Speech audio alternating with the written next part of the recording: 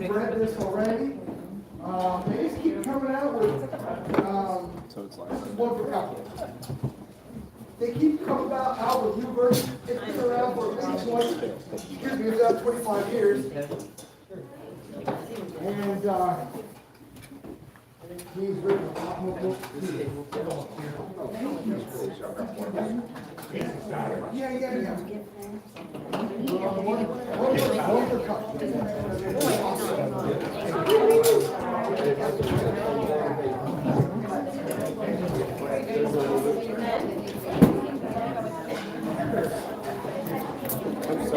No, you're All right.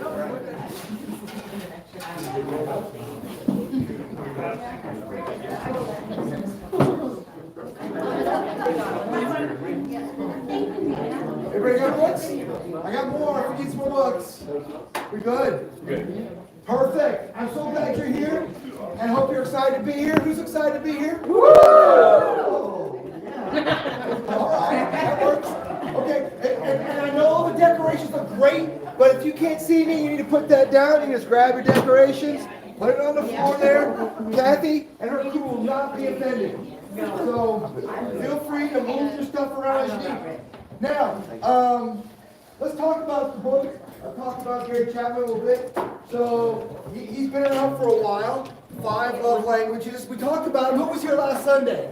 So last Sunday I gave you a little introduction about Gary Chapman, and he's a counselor, and so this is the sad part.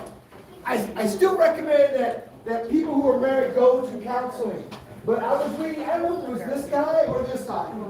I like both these guys. We're going to talk about Dallas Willard too, with his needs, her needs. Basically, similar concepts. A little bit different vocabulary, but we're going to talk about this guy a little bit tonight as well. But when it comes to marital counseling, it's got one of the lowest success rates, unfortunately. I don't know, but listen, if you need to go, still go. I'm not going to discourage that, all right? So, but anyway, I can't remember if it was Willard or Chapman talked about, I was counseling, my friends were coming in, they know I was going to school, and he said, still my friends' marriages were falling apart, so he said, I just stopped. I just started listening. I wasn't charging anybody. They would come to my office, and I would just listen. And so a lot of these concepts were hammered out just through listening to people and surveys. So here with Mr. Chapman, he opens up his book by talking about a gentleman on a plane, and when the guy he was traveling with learned that he was a marriage counselor, he was talking about his 3 marriages, and how all the marriages started off wonderful, but they went south, And he says, so what's up? Is that normal? Is that normal? And then from there, Chapman goes right into talking about love languages. Now, if you've got your book here, real quickly here, if you open it up, you've got a little schedule there. I don't even know what this is. If you work with me, I don't still operate on a perfect schedule, but I felt like you needed one so you feel secure. So I put this thing together for you, okay? And for me, but I have no idea. The last time I looked, I did a seminar, it was 2012. That's 12 years ago. And we've changed some things up, but there it is. I did this because people's listening ability is about 50 minutes normally, and so we're going to have lots of breaks. And you're going to feel free to have lots of questions. And you're not going to hear me the whole time because you're going to have breakout sessions. I designed it so that you have breakout sessions with each other as couples. Also, tonight, I hope to have we're talking about sex tonight. So, we're just talking about it. That's it. All right. I'm sorry. But we're going to have fun. All right? No dumb questions. So, we're going to talk about some things. And the guys are going to meet with guys, and ladies are going to meet with ladies. All right? So, we're going to have lots of breakout sessions so we can learn. And I'm so glad you guys are here. If you want to take your book out, though, here we are. We're in page 1. It's after the schedule here. And we're at the point now that the love tank. So if you can imagine, now he talks about the love tank, he talks about the love bank. That's how similar these books are. And now, the love tank, if you can imagine, if we all have this gauge, when our love language is being spoken to us, guess what happens to our tank? It fills up, right? Now, what if we don't have love, or people are not speaking to us in the particular love language that speaks to us? What happens to that gauge? It starts to go down. It starts to go down. Now, yes, I do. Now, here you go. We all know that love is beyond an emotion, right? But emotions are part of who we are at the same time. And we know that when our emotional love tank is full, we live differently. You just do. You're just kind of in the zone. You know what I'm talking about. But other times, you do the right thing because you have to. It's responsibility, it's a duty, and you grind it out. Other times, you do it and go, this is easy. Why? Because I'm in it. I'm all in, emotionally being fed. And so there are times in your marriage where you just have to grind it out. There are no perfect marriages. No perfect marriages. Sometimes you have to grind it out. That's okay. That's part of being, as Christians, following Jesus. Some days you don't want to serve the Lord, but guess what? You're called to. Other days it's easy. The Lord's just kind of opening it up, parting the waters, and you're going, thanks, Lord. I feel blessed today. So I just want to share that with you. So I don't know where you are. Whether you are in the grind out stage or you're like, man, the Lord's just parting water. I just feel His anointing. And but my hope is by the end of this, you are encouraged. So no matter where you are or what kind of cycle you might be in your marriage, you know the Lord loves you. You know He's going to give you tools. And when you can convey to your spouse how much you care about him, and she can convey that back, good things are going to happen. Good things are going to happen. And so we're going to create some measurable goals. And we're going to talk about that here shortly. I'm jumping ahead here. But here we go. We're talking about the love tank. The love tank is how your heart keeps score. It's how your heart keeps score.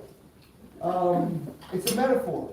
And so he talks about the love tank. He talks about the love bank. It's the exact same thing.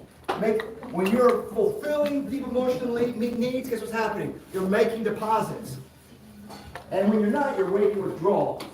And what happens if you make more withdrawals than money you have in the bank? You're in deficit spending. So, anyway, Harley is going to talk about the love bank. Chapman's going to talk about the love tank. Now, we mentioned this also on Sunday. Oftentimes there is plenty of love in a marriage. People go, I just don't feel love. A lot of times what's going on is, a lot of times we will say, I love you in particular love language we like to hear. Right? And so what happens is you're saying I love you, but they're not feeling it or hearing it because that's not their love language. Here's my thought. He doesn't come out and say, this is me thinking through this. Because he believes that this principle, these principles, I should say, apply to children as well. And they first come out and they're given to us. He says, you just speak all 5 love languages. And we're going to get on those in just a moment. Now, I think that perhaps maybe when we're young, I think little children, they love to be touched, they love to be talked to, they love being in your presence, they love getting shiny things. They speak all the love languages, and what happens as we get older, I think we start gravitating towards one. And if you think about it in courtship, obviously, my experience is 90% of the couples that I meet with me, their 2 love languages, the primary love languages, are not the same. I believe it's true. Opposites attract. But if that's the case, how did you win your partner? Well, you somehow figured it out and spoke that other one's love language. You follow me? So what that says is we can. If we want to get someone's attention, we will pick up on clues on, this is what he likes. This is what she likes. Right? So we're gonna go back. We have to go back before courtship. Right? So we're going to go, man, to the wedding cake, what happened? That's when things started going like this. So we're going to go like this. So let's go ahead and talk about the 5 love languages. First of all, the first one is physical touch. Physical touch. Many people feel love by just physical contact. It can be just touchy-feely. Listen, I know what this, brothers, is. This brother is, he just hugs everybody. He hugs everybody. And so, you know, I mean, some people just, it's so obvious, and it's fun. Is that yours? It's not. It's not. But they love each other. Yeah. So, physical touch. Now, it can involve sex, of course, but it doesn't have to. If we're talking about children, I shared this on Sunday. When I would come home from work and my kids were young, I'd shove this is when we had carpet on the floor. We have hardwood floor now. I'd move all the furniture out of the way, and for 20 minutes we just wrestled. That was my time with them, wrestling. So physical touch speaks to a lot of people. It can be holding hands, it can be wrestling with kids, it can be giving a kiss. It can be a pat, your kids that watch TV, you pat them on the head as you go by. All those things convey, I care about you. I'm thinking about you. I'm glad I'm connecting to you in some way. The second one is words of affirmation. Mark Twain said, I can live for 2 months on a good compliment. So simple statements like, man, you look great in a suit. Or man, you do a fantastic job taking care of our family and feeding us. And I love your oatmeal cookies. It could be anything. It could be something very, very simple. And of course I love you is the big one, right? So that's a big affirmation. And I shared this on Sunday. So Madison, this was hers. I really came home to me one time and a leftover card on my desk. I was going through some thank you cards and an extra card. I thought, awesome, what a man. I just wrote, 20, 30 seconds, wrote her something. I think I put it in the mail. Because when you're a kid, it's fun to receive mail, a stamp on it.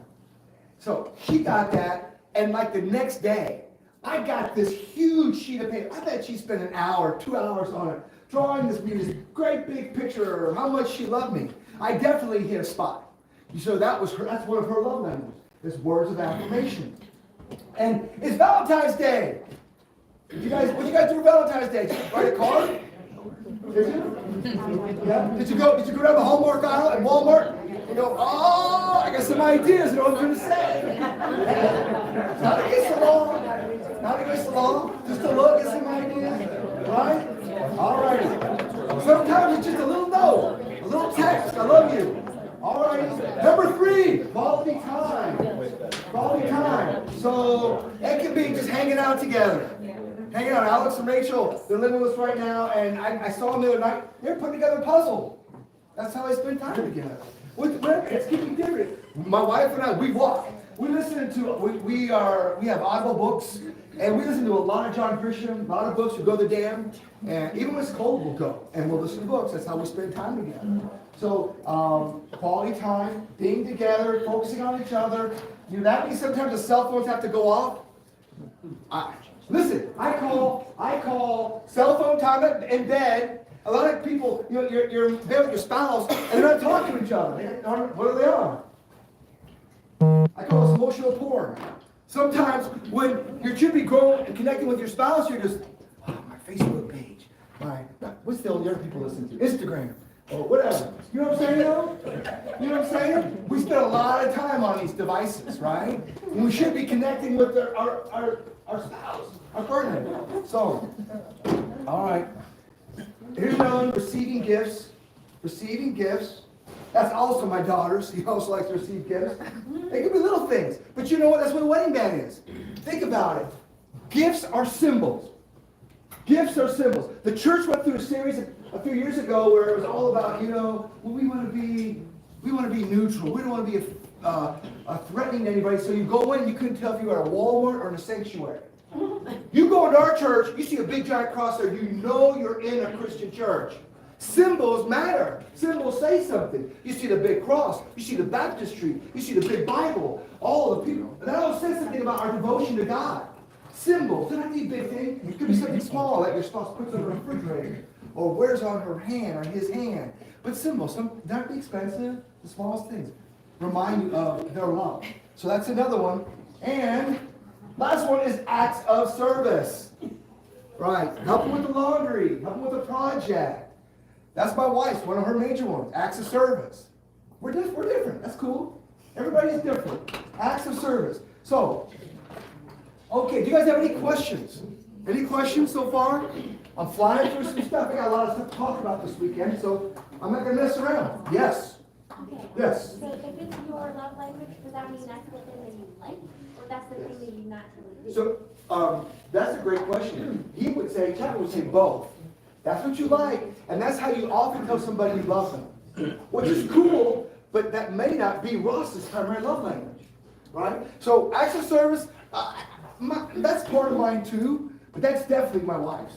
You know, if I can help her out, she's busy, she's wearing a lot of hats, juggling a lot of stuff, you know, that speaks to her. Am I right? Am I right? You know, here's the interesting though. I say that, I ask that because you should probably do we're going to do it again tonight, but every 2 or 3 years you should do the love language, because I think that a lot of times we gravitate and slip out of one to another based upon our life experience or what the needs might be of our family or just our own emotional needs. You just change as you get older. People change. So it should be giving gifts. Yes. Not Yes. receiving. I like to receive. Well, yeah, I'm talking in the first person. So you're right. For you, it's receiving. For your wife, it's giving. Absolutely. Absolutely. Yeah. All right. Great point. Great point. All righty. So, all right, Raylene, this is it. You ready? Right. All right. So, okay, we gotta get you a chair. We get you a chair, like a dining room table. We've not practiced this. We just talked to it. So don't flunk this out yet. All right, this is our kitchen, and over here is my garage. Over here's the other half of the house. My wife's at the table. All right, you know what you're doing? Honey. Yes. Why don't you come over here and spend time with me? You've been so busy. Honey, I will. You know what? Your car, I saw on your windshield wipers, when they go like this, it just smears because they're bad. I got the wipers. I got them from Walmart. Let me just go do this. I'll be right back. Okay, all done. Oh, thank you so much for doing that. Why don't you sit down here? I will. You know, one more thing. Listen, when I was in our bedroom in the closet, I saw that your light was burned out. How would you roll your ankles in the night? Let me go change the light. It can wait.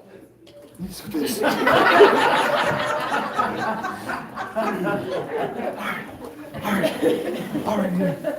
Honey, you just need to relax. The last thing. In your car, I saw when I opened the door, you must have mud issues because there's mud all over the floor. Just go get that. You're not tracking everywhere. You'll be glad. You don't.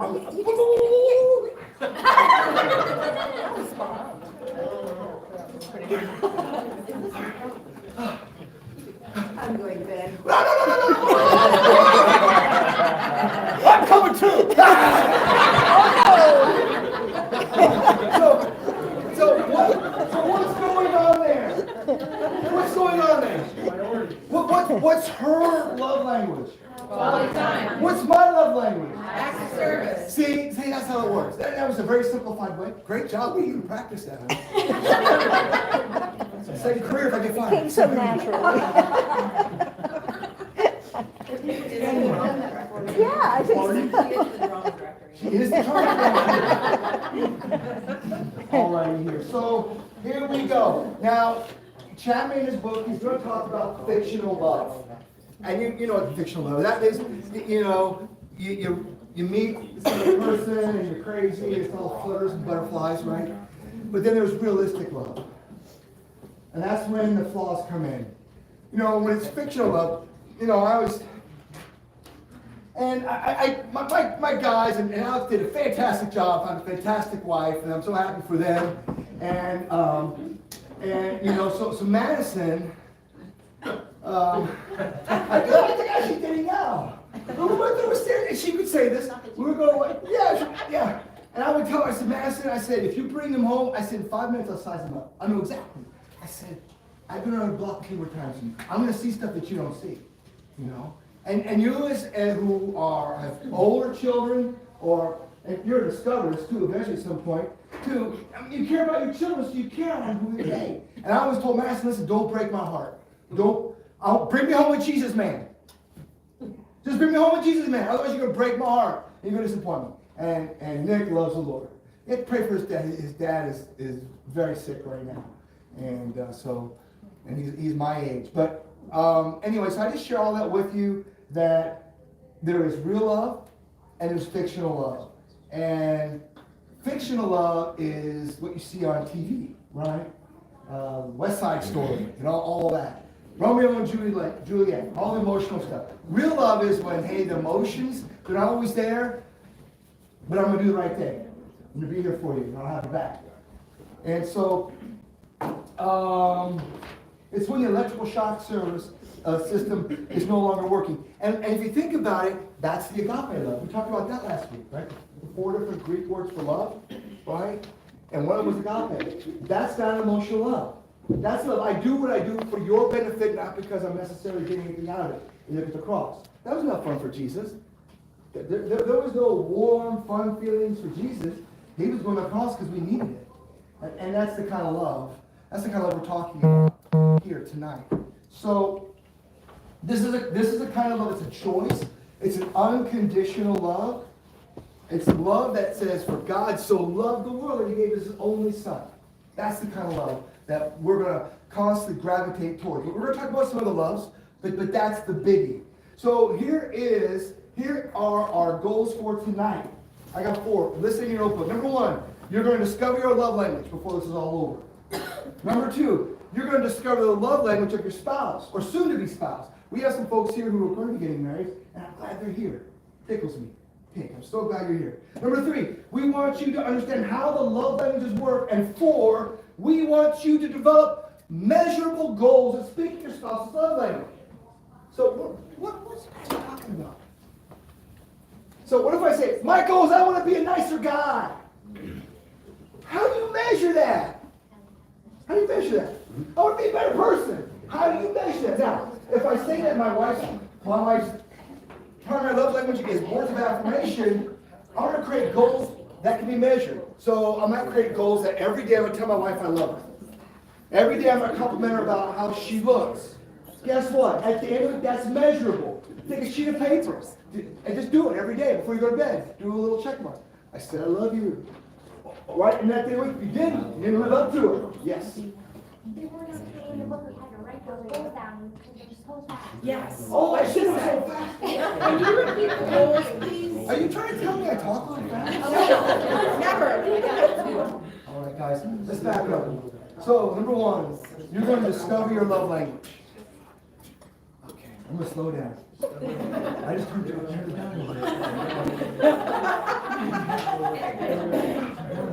I had a lot of these things. Here, really good. Okay, number 2, you're going to discover the love language of your spouse. That's 2. So we're in this part of the book, guys, the bottom section. Okay. Number 3, you're going to understand how the love languages work. And you'll be surprised, a lot of this is like second nature. You know how you kind of know things? You think somebody to kind of remind you? You're going to discover, I already knew a lot of this. A lot of this is common sense. And lastly, though, we're going to create measurable goals to speak your spouse's love language. Because what's our goal? We want to fill that tank. Let's keep the tank full, right? Let's keep the tank full. So those are the 4 things that we are going to do. Discover your love language. 2, that is your spouse.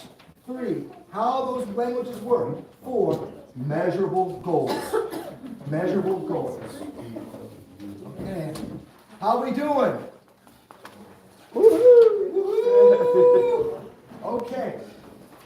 Let's look here. Oh, look at this. There's a question here. The big question, turn next page. We're getting ready to have a breakout session. I told you we're going to have some of these. Okay, I'm going to give you these 5 minutes, and you can move around anywhere you want, or you can sit right next to each other if you want to. Here's the big question number 1. How does your spouse respond when you try to show affection? No matter what you think affection might be. Your opinion. Okay? No, because I saw many do this. I'm sorry. I'm having fun. Okay? Here's a big question, too. Can you pinpoint a time in your marriage when reality set in? Day 1. How did it affect your relationship? Still working on it. Okay. Number 3, what do you think of the information presented so far? Now, granted, we touched base on this Sunday, but maybe you had some time to reflect on that. And what do you hope to get out of the seminar? I'm going to give you 2 minutes, and then I'm going to let you have a little room if you want to get up, stretch your legs, for 5 minutes, or go, you can sit there, you can go to the sanctuary, wherever you want to do it, if you want to talk a little bit, but then you got to pray for each other. Pray a little blessing on each other, okay? Go ahead, I'm going to give you 2 minutes before I'm going to let you guys fly. You said this is couples or guys and girls? This is couples. Guys and girls are later tonight. That's after. That's later. That's couples breakout. That's couples. Where's the thing about passion and directions and? All right. So I'm on this page. I'm on page 2 in your book. Okay. Go ahead. Go ahead. Stop. Answer those, because when you guys get together, you guys got to talk about something, right? You got to talk about something. So go ahead.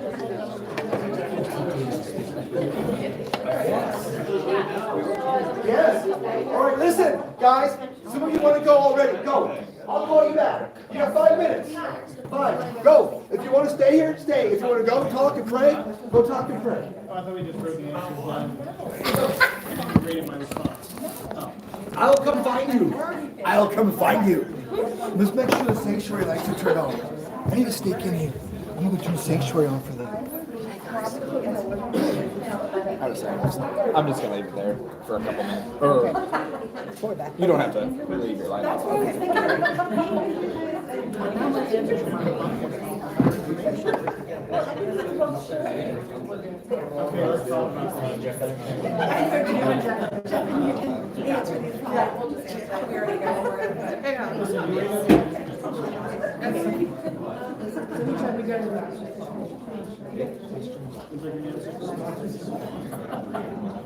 how do I respond?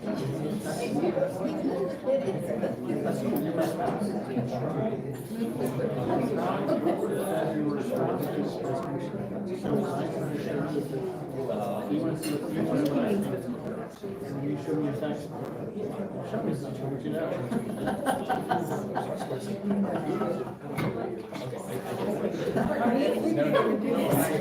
So should she show me some affection and answer?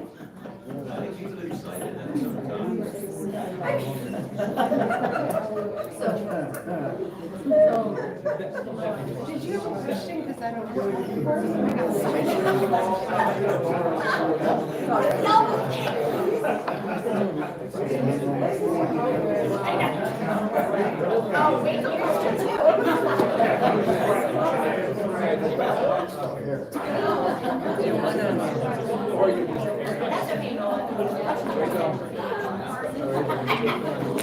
That's not a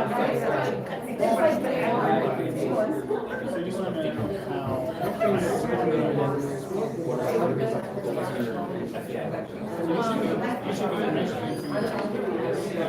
so if I show you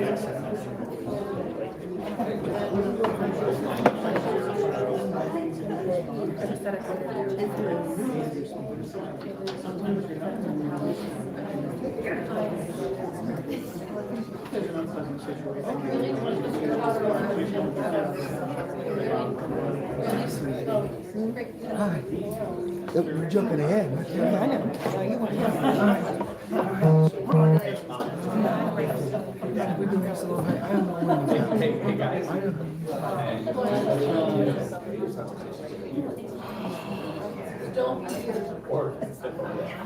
You know that thing you do?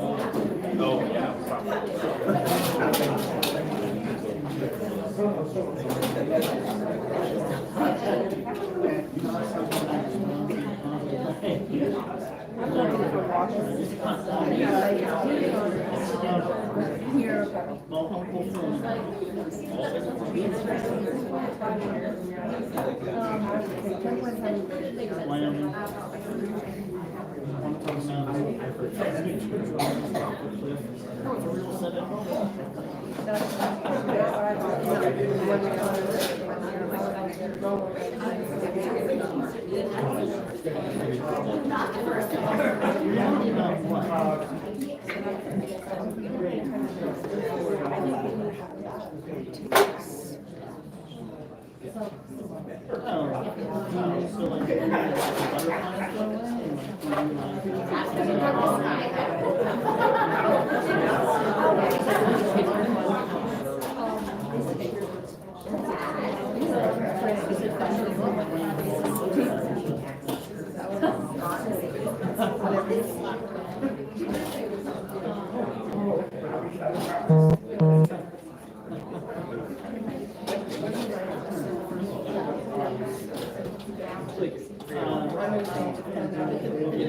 away, one, how you help the person who approaches.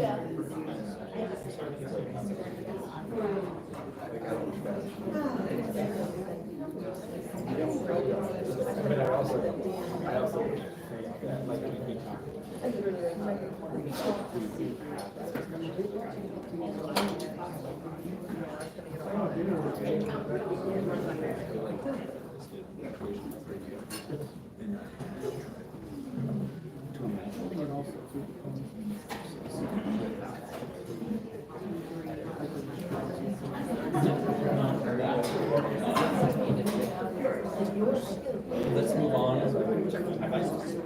Right.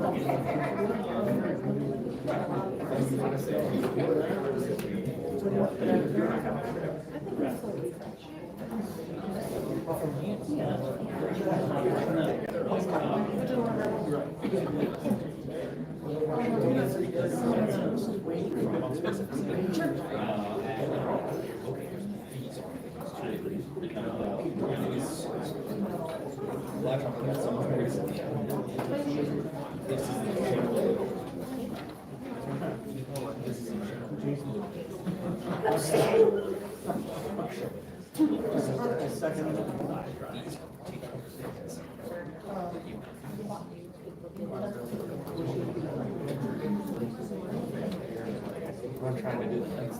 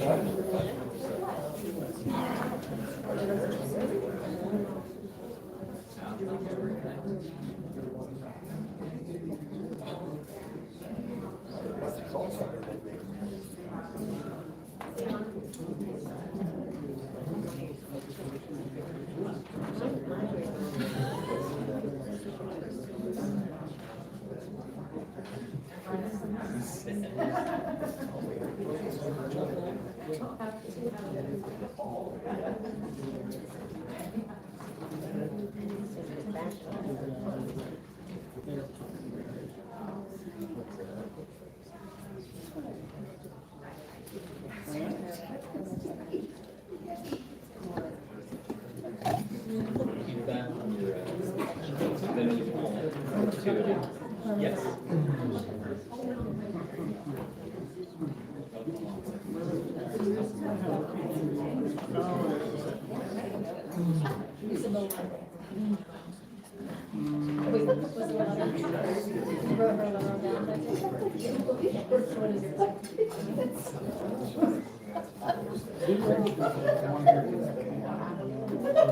Maybe it's changed.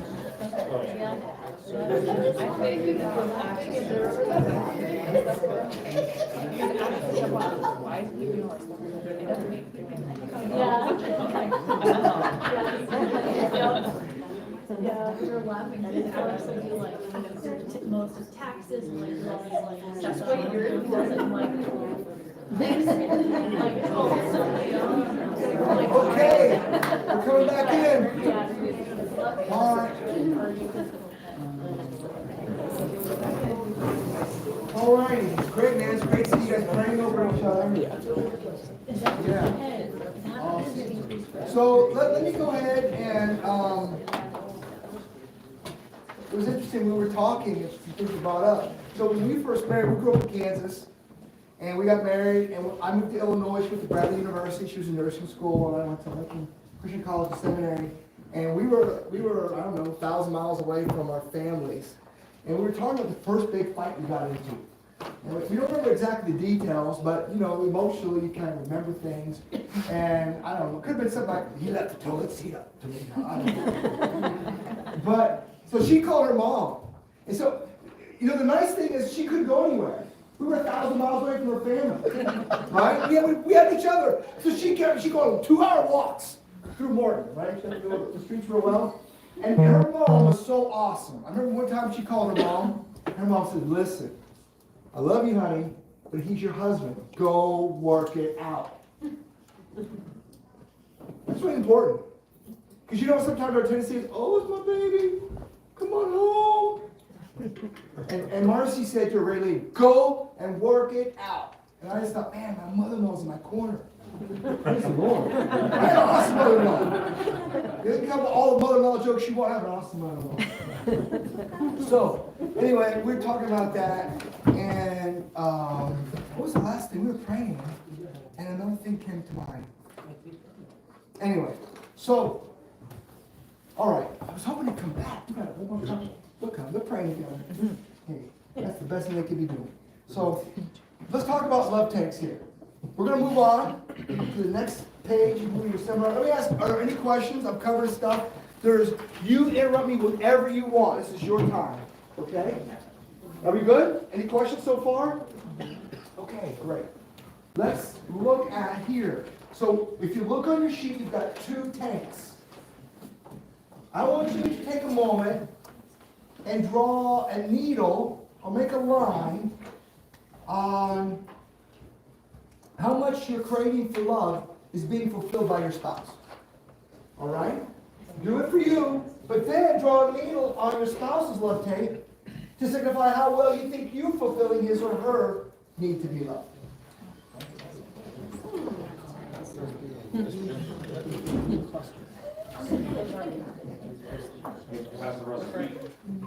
Is she putting in our book, like, No, in your own book. Do you have the sheet with you, the book with you? Yeah. So there's a tank for you, Yeah. a tank for her.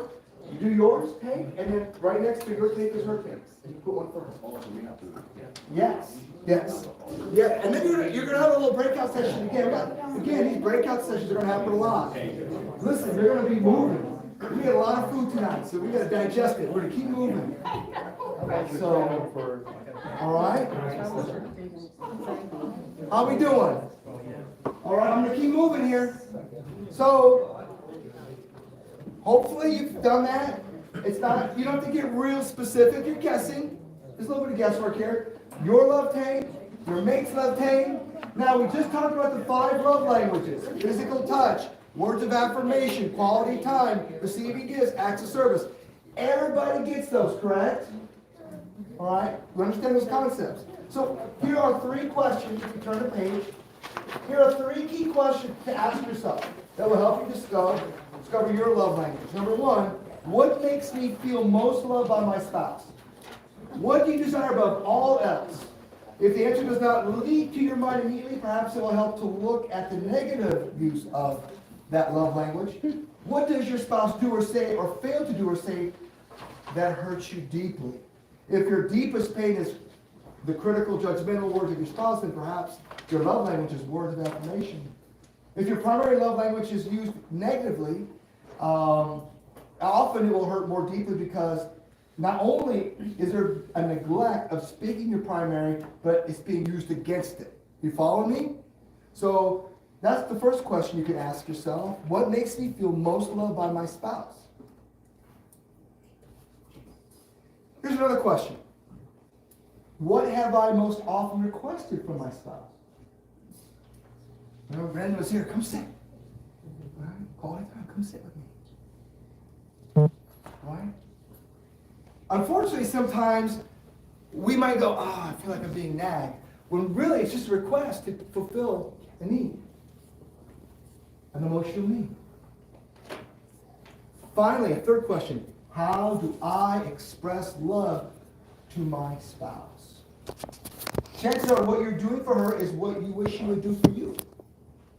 If you're constantly doing acts of service for your spouse, perhaps that's your love language. If words of affirmation speak love to you, chances are that you will use them in speaking love to your spouse. Right?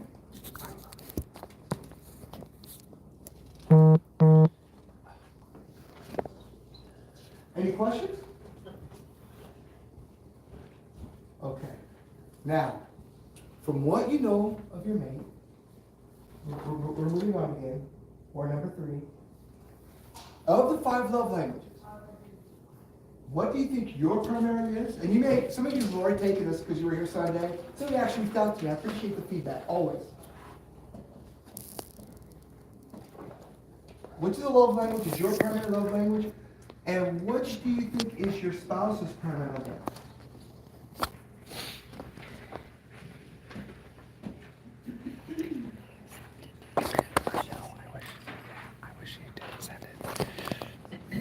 We actually did it. Yeah, we even had a love. Well, Angie, thank Angie, she helped set that up. Yes. She got the it QR worked. code. It She worked. did all the whiz bang shebang stuff. Made it nice and simple. I love simplicity. And we are exact opposites. We are, and I'm gonna say my wife and I are. Yeah. And that's just how it is. Yeah. You know? I think that strengthens the family. Right? Exactly. Our seconds are still exact opposites. So we've got some good friends. Both of them is receiving gifts. They're constantly struggling with money. This is the truth. They're constantly struggling with money. I love the dads, but they're the exact same. So you guys are good. I've got you guys. I walked in there praying for each other. It's beautiful. So listen, we're on the second section. If you look there, you're going to see the 2 gauges. You're going to put an indicator on what you think, how well your love tank is being filled, and then how well your spouse's is being filled. You think your spouse is. Yes, how well you think it's being filled. So you're filling out your 5. And listen, when we get, when we start going in, if you're in the middle, man, work that out when you're together. I'm glad you're together doing those things. So we're in the second section, and then after that, we're trying to guess what our spouse's primary love language is. If you want to jump down to that section, what's your primary, what's his primary? Okay, you guys look great. Any questions, guys? Any questions?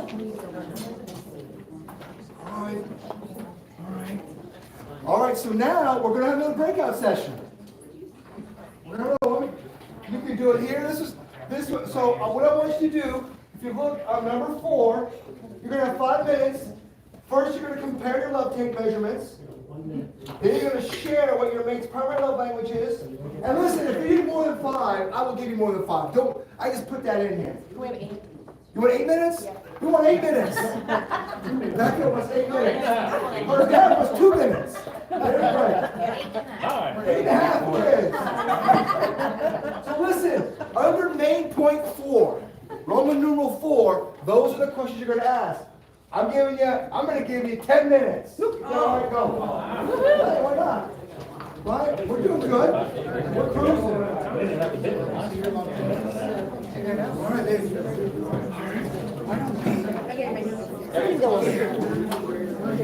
I can't get enough water. I am so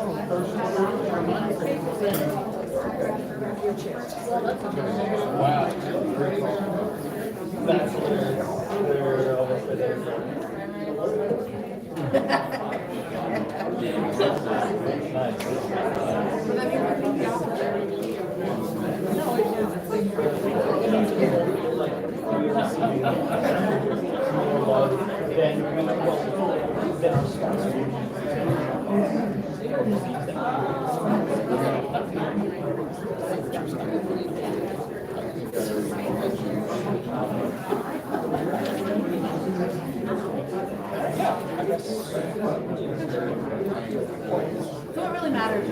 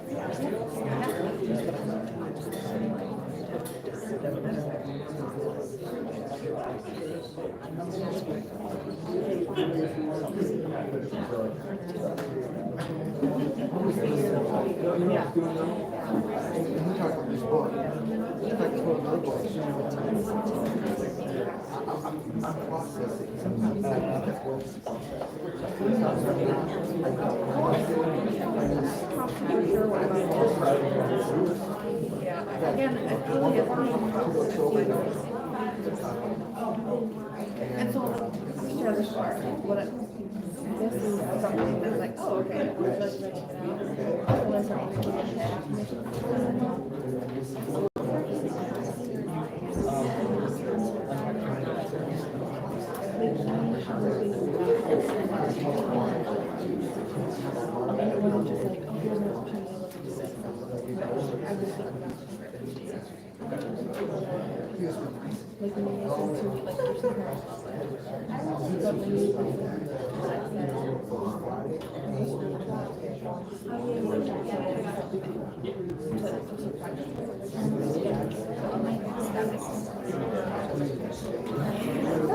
you still have some Yeah, it still works.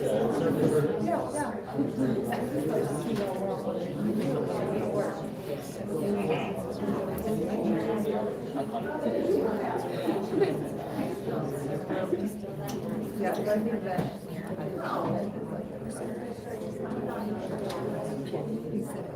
Oh, paid by numbers. I see it again. Paid by numbers. Okay, all right.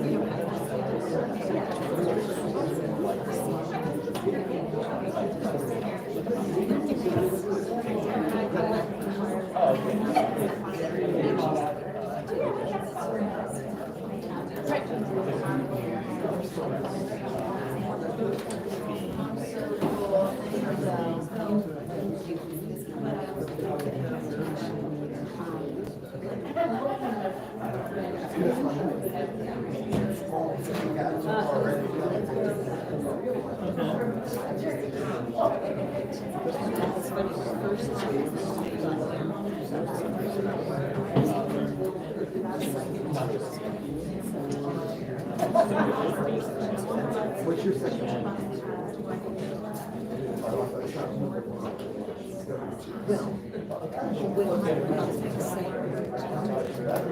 We're gonna take this again. We're working it together.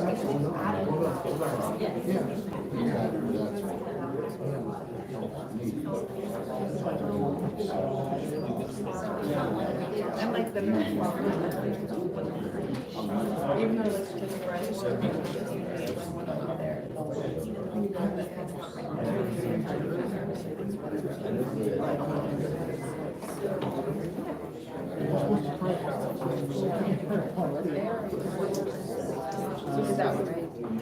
That was right. That was what we were doing.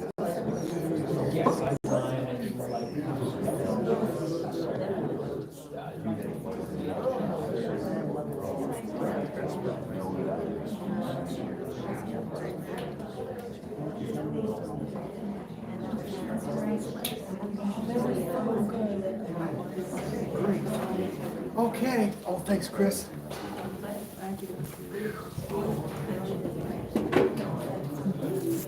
How you doing? Can we start wrapping things up a little bit? See people praying, that's beautiful, love it. All right, I'm gonna walk around and see if I can encourage people. Time did you set the 10-minute timer? I didn't say it. I think we're about close.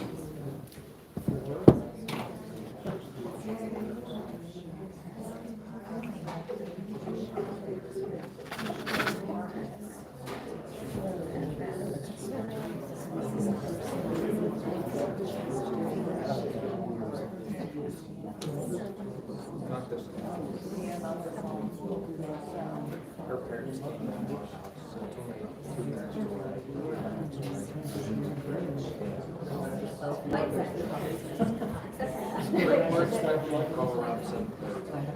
That's a pride time. Checking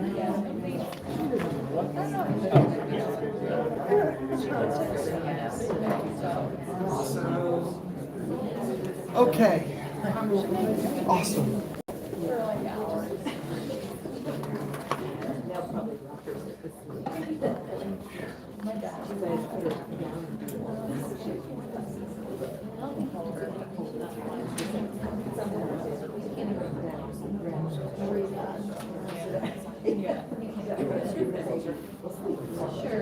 Sarah. I tried. She's so much. That's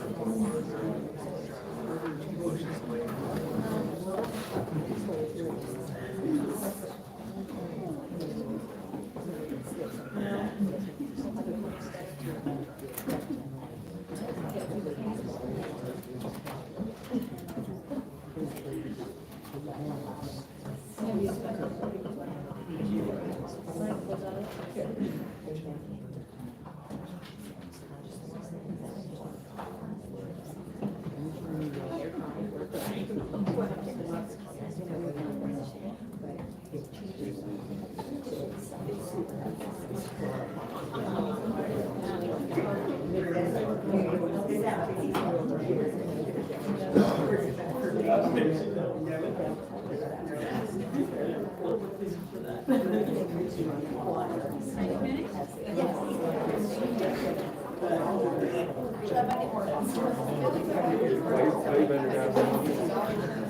Alrighty, man. I love it.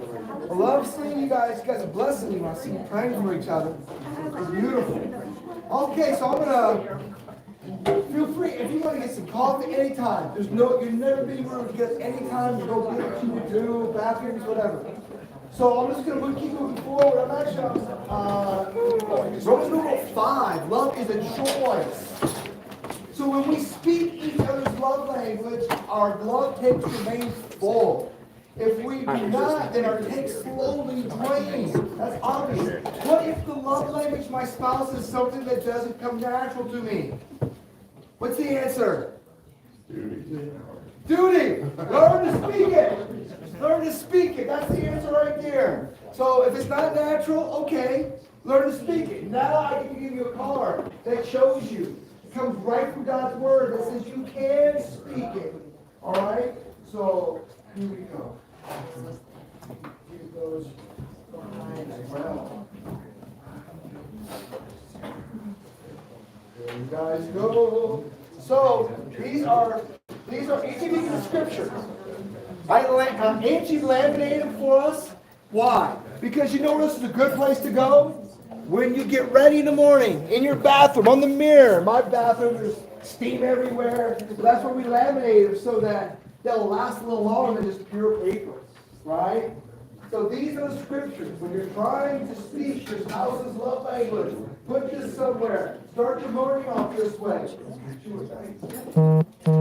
All right, we're going to go over the scriptures here in just a moment. Yeah. Here we go. You are welcome.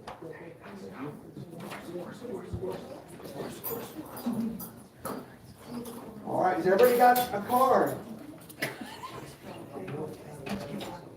Yeah, look at that. So, remember, if your spouse's love language does not come natural to you, you're going to learn to speak it. Well, how do I know I can do that? Because God's word says this, I can do all things through Christ who strengthens me. God will help you do it. If you love your spouse, he's going to find a way. He wants that marriage to be strengthened and encouraged.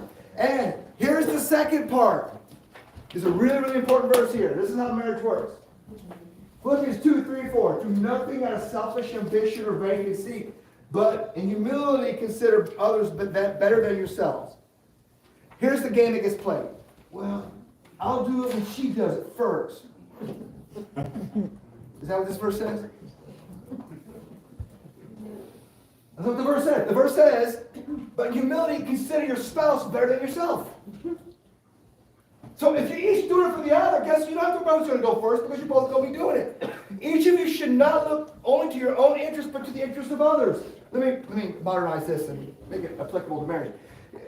Each of you should not look only to your own interest, but also that of your husband, your wife. Did you get this? Okay, one, two. Perfect. So this is where you can take this. Guys, you shave in front of the mirror. Maybe not. Ladies, here, just put this right there. Just take that right up to your mirror. In the morning, you look at it and go, oh yeah, I'm speaking my spouse's love language today. Yeah, and I'm going to humble myself. I'm going to go first. It's going to become fun to see who gets to go first. Who beats the other at going first. I play this game with my mother-in-law. My mother-in-law loves me. So, I'm just saying. So on her birthday, Christmas, guess what? I'm an early riser. My wife likes to sleep in, and I'll send a text to my mother-in-law. Hey, I wish you happy birthday. I'll make sure your daughter does later. I'll play golf with her. Right? I'll play games with her. Like, hey, I said it before your own children said it. So, anyway, there it is. That's it. You're going to do it. You're going to learn it. It's not going to be easy always, but you're going to figure it out. God will figure it out with you. Okay? So you know what's next, guys? Flip over the profile. The profile. You're going to do the profile. You're going to do the profile, and you can do it here, the old-fashioned, old dog way, like pen and paper, or if you want, you can load up that website or flip over all the way to the back of that page, and there is a QR code. QR code, not Q and R, a QR code. I always call it Q and R. QR code. All right, and that'll take It you. just didn't have any. So you can go right through that on your phone, and you can be like really cool and do this on your phone. And then for those of you who've done Lemon, this is much like how Lemon is. You know, after you get the Lemon profile, you got these bars that tell you where you are on the Lemon scale. This is how bars are telling you where your primary, secondary, and so forth love languages are. Okay, everybody with me? Need help? Problem is I need that Just parent. let me know. I'll come over. I will assist. I will assist. So, I guess I could use mine. Russ, we found it difficult. Some of them, we couldn't pick one over the other. that's all Or I right. wouldn't have picked either of them. Well, you know what? My guess, sometimes they're really close. Like you're like totally off. Like, I don't want a present and I don't want whatever the other one was. Absolutely. So it's not a. Yes, sir. No. There's no right or wrong on this. That's right. Yes.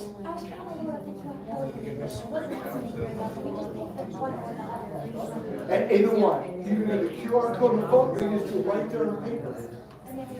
You'll add them all up. That's right. If you're going to do the old school way, you can do the paper. Some people like pen and paper. There's times I just need pen and paper.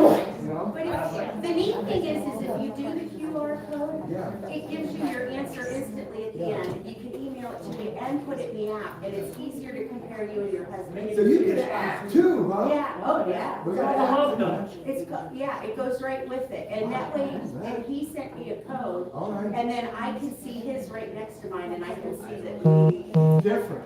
yeah. Ooh, okay. All right, cool. Honey, how are we doing this? She's doing it. She's old school. I'm doing old school. I'm doing old school. All right.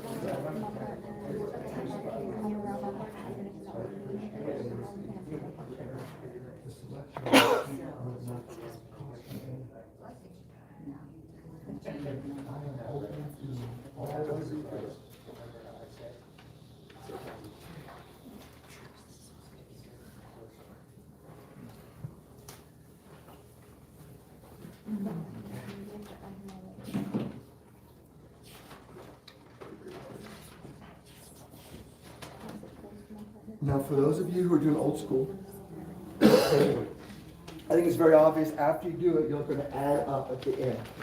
And that'll give you your.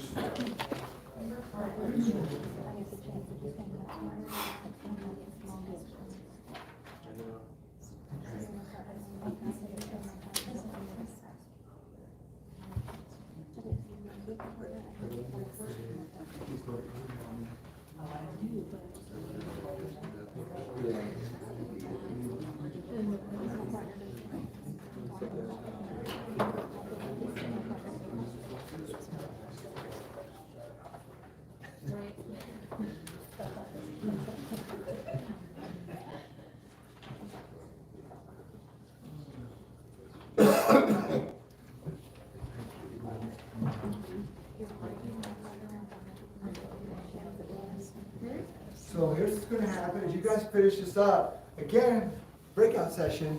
You got some time. You stay here or move around. Just talk. Compare. Compare your notes. And also, you're going to see that you have questions there at the end of this. You can answer it.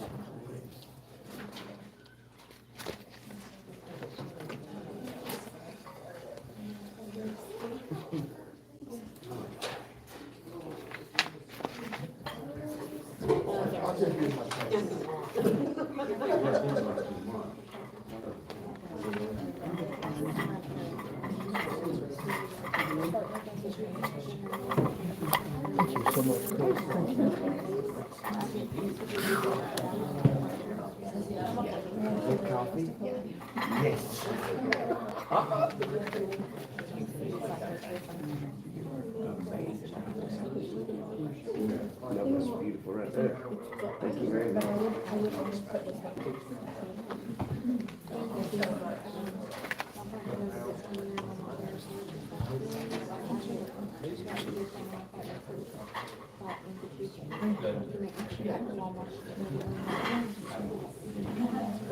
We forgot to have you come forward.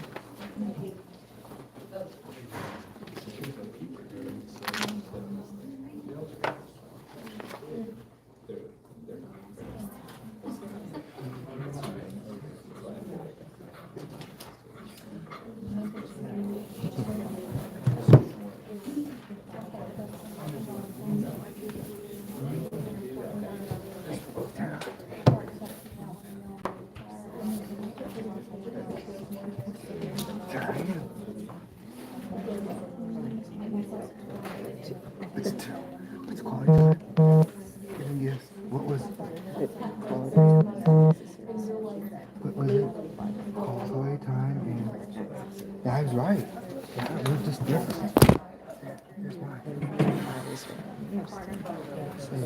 If you leave the page, let's save it. I'm gonna save it. I'm gonna save this. Ooh, I can create a password. Put it on an app. Do you know that? That's kind of cool. Sorry. Hey guys.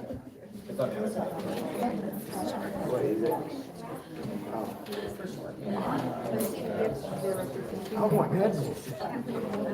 Okay.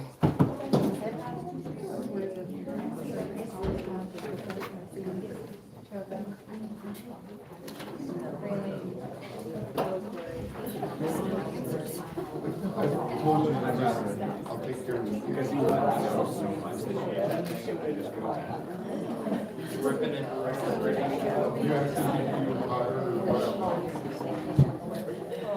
It depends on time. Like you're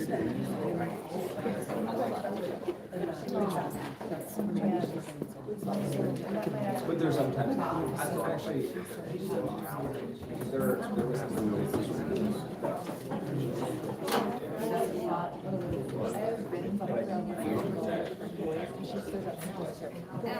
Wow. That's cool. The app is really cool. Yeah. Get bigger account, get savings. Kind of cool. I don't know. Win a car, maybe? Yes. Maybe not.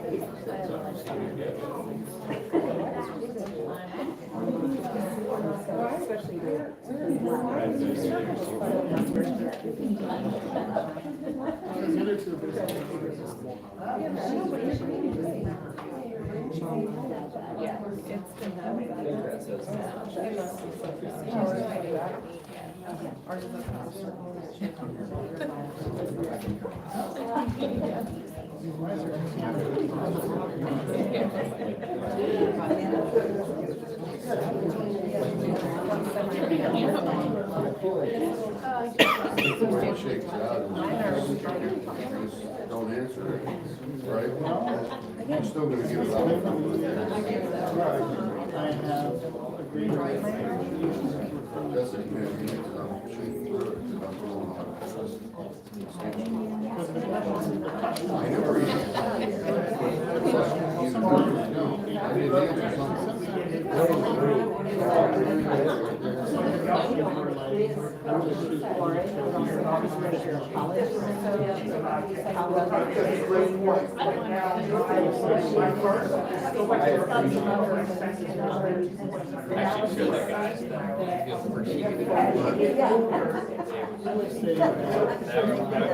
My wife was saying to her a few minutes ago, that she was gonna explain that. So, come on, you know, and yeah, please ask her. Yeah, what's wrong when you first get married? Yes. After the kid. Yes. How we doing? We coming, are you coming all right, guys? I'm gonna have Brittany come up. Miss Brittany, I hate to interrupt your conversation. Yes. Could you come, and Joey is pointing out, and some other people are pointing out what you had said to me earlier about love languages and how we operate. We call it BC, before kids, before children, right? Well, there's a BC, but then there's a DC during. Yes, And then there's an AC Yes. after kids. So there's all three different love languages. So during the kids, with 4 little kids at home, any kind of acts of service was a woo-hoo, you know, that was all about. But now that my kids are grown and gone, I found more that I just like quality time together. I love going on walks, I love going on, so that's, or now I'm more of a bilingual and a, you know, type thing. But I think definitely, and before we even had kids, there was a completely different thing, you know, so I think it definitely changes as you go through life. The one thing I was showing them also, if you do the QR code, at the bottom of that, there's also not only the love language quiz, but if you scroll down to the bottom, what's your apology language? How well do you manage your anger? And do you feel appreciated at work? So, I mean, there's other things to go to. So when you're talking about anger issues in your marriage or apology issues, you know, are you kind of the strong silent? Are you very quick to fall on the knife even when it's not your fault, you know, kind of thing. So that might be also a thing to help you figure out as well. So I did not catch that. Anything you want to add to that, Joey? No, I was just amazed at how, where like, say 5 years ago, I'm still affirmation. I've always been that, we've known each other 25 or so years, but it's always been affirmation, but it was never, my second is quality time. My second before that was Physical touch. it was physical I touch. think it's just because we're old now. Yeah, it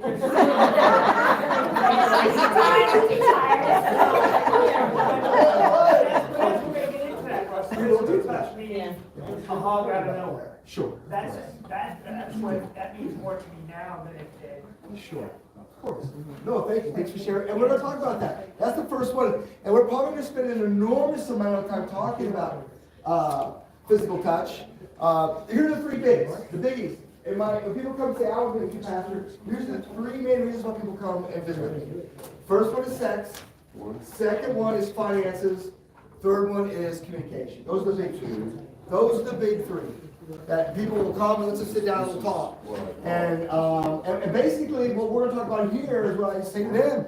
I often refer to these books here.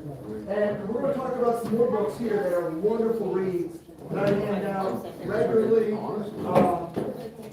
that address some of those things. And I like measurable goals. Something you kind of go so you can see improvement. I just think people are encouraged when they go, okay, maybe we didn't get from A to Z, but we moved from A to C, at least to D, right? We made some progress. So we're going to talk about that, and that's why I think it's really important that tonight we start with some measurable goals for you with your love languages.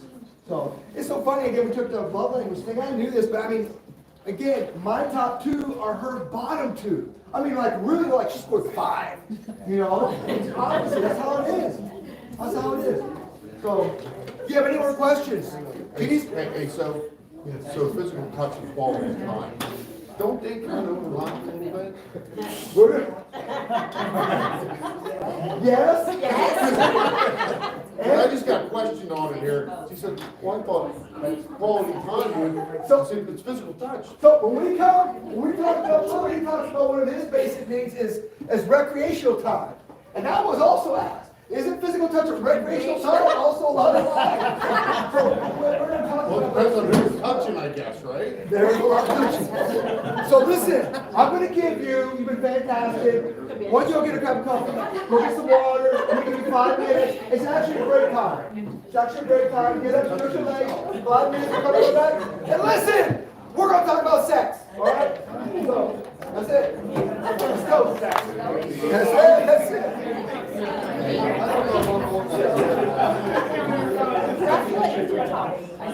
We're all. And then words, right? Yes. Yeah, my wife's is acts of service and all that. This is also very flexible. They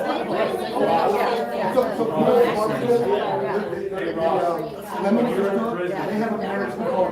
So I'm gonna look to make sure they come out. This is, I told him, I said, this reminds me so much of what we did. I go there every day. Yep. No, you're sitting over there back in the church.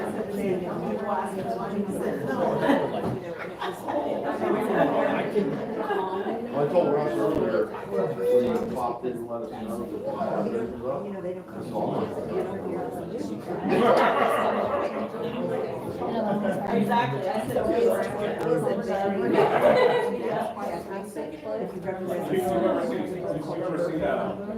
It was all over the internet. It's being kissed at night while you're sleeping is the most beautiful form of affection or something like that. I commented on there and said that was pretty great.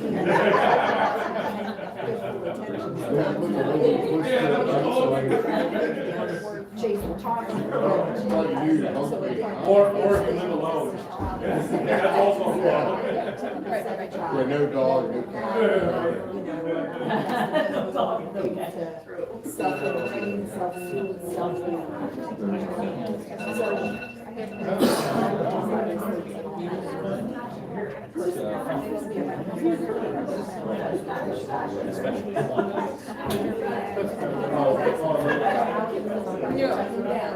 No, I think that's everything for she's never been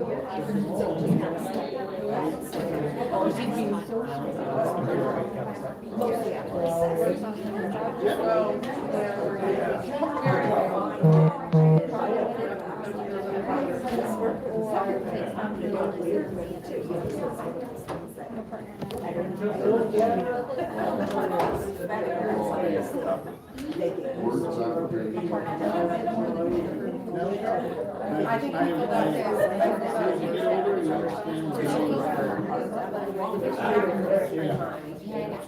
I was just thinking people waiting on our babysitters. My definition of quality time. Well, she knows that you kind of.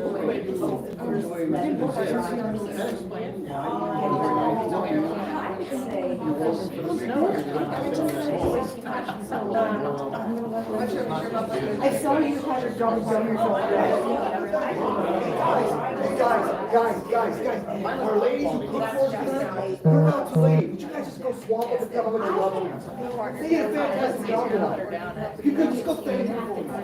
They're gonna feed us again tomorrow. They're gonna feed us again tomorrow. But I think you can. I know our. His was quality time. Just to get her. Mine was at the church. I'm always saying. No kidding. Can't imagine. Yeah. And so it's right. That part is right. Thank you so much, Chris. I just think that was. But I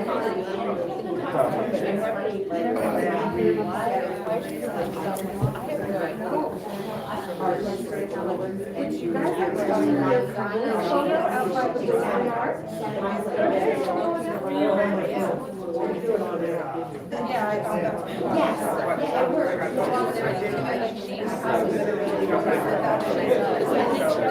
it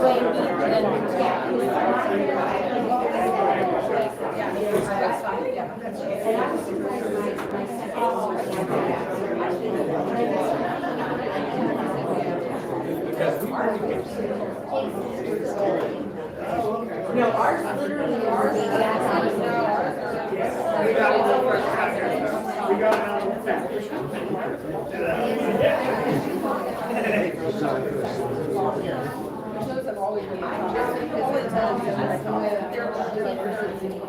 Yeah, so yours, that's. Oh, yeah.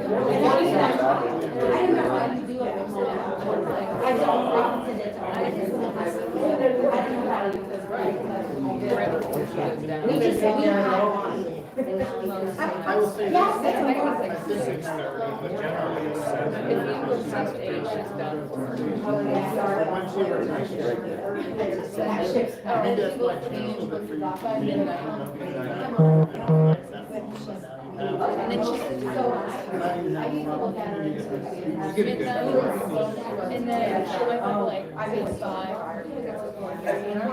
Are you having fun? I'm pleased.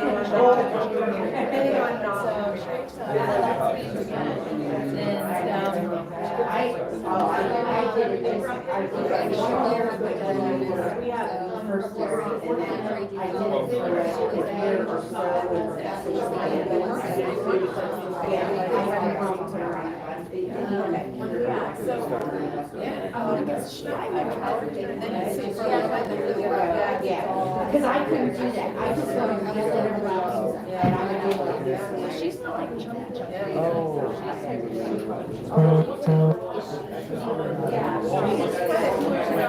She dropped the t-shirt.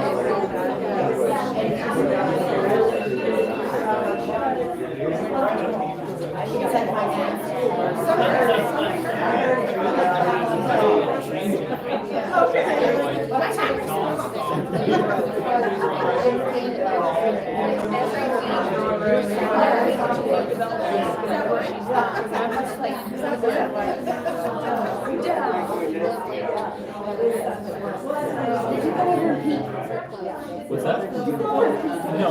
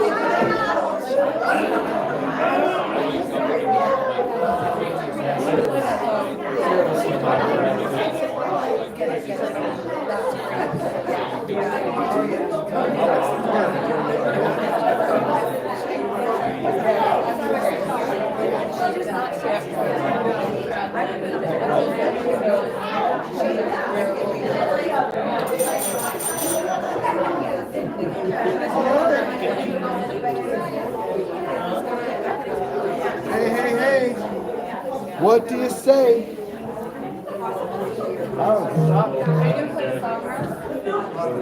I want to get physical.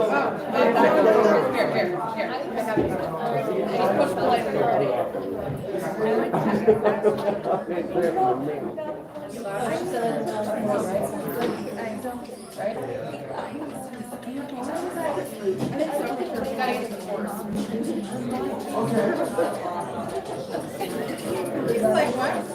Oh, there it is, there it is. You need a speaker. There.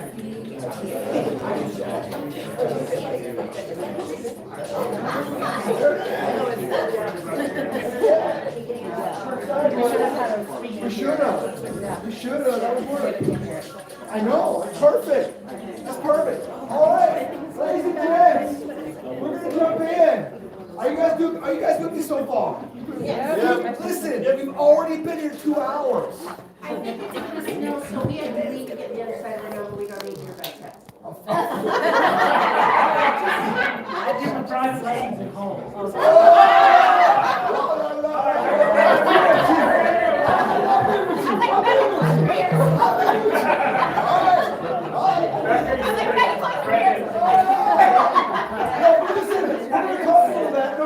I'm not gonna blush. I'm not gonna blush. We'll talk about it. We're going there. We're going there. Okay. So, are you guys good? You guys good? You awake?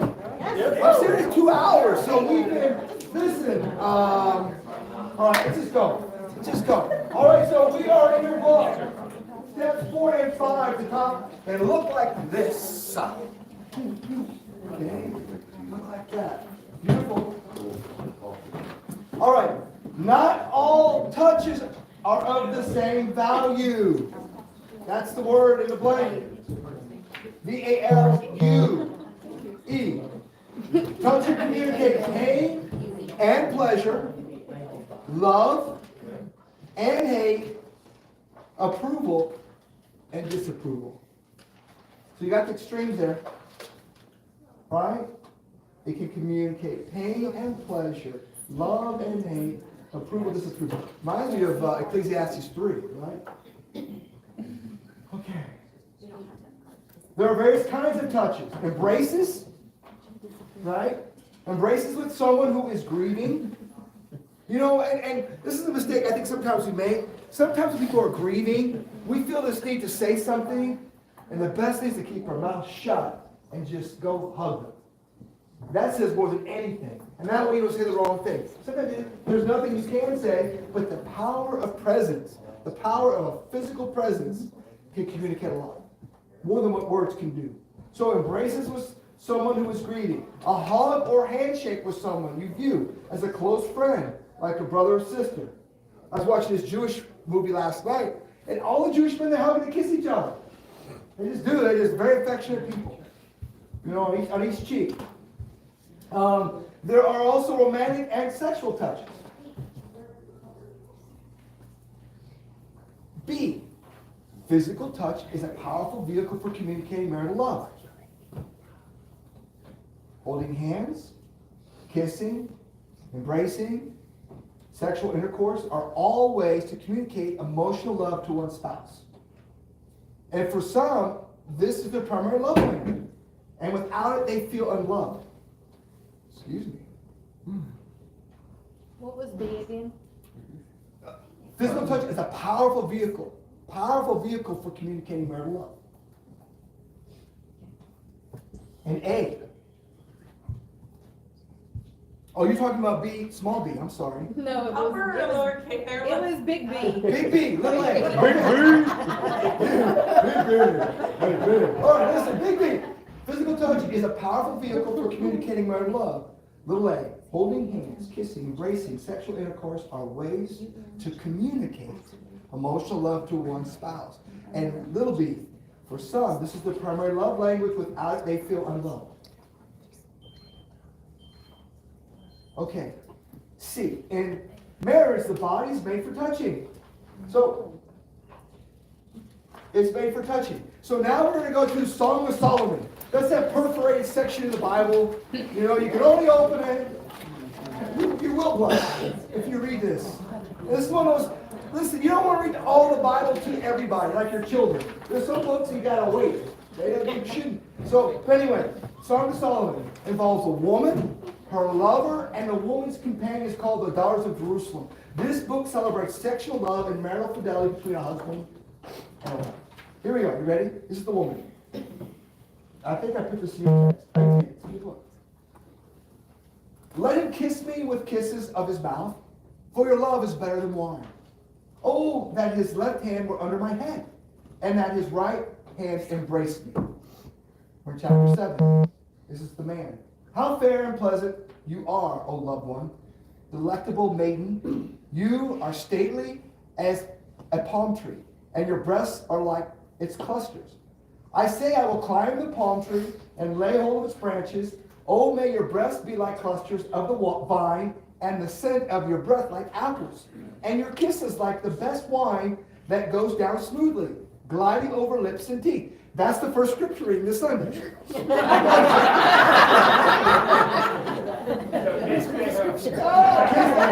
adult worship. Adult worship. You have regular worship this Sunday. That's gonna be a dandy sermon. It's going to be a dandy sermon. Listen, the Bible, this is straight up. The Bible's straight up. Dudes are going, yes. I knew. My father. Jeff, you refresh. Guys and no girls. Oh, it's good stuff, guys. Now listen, that's the Old Testament. Let's go to New.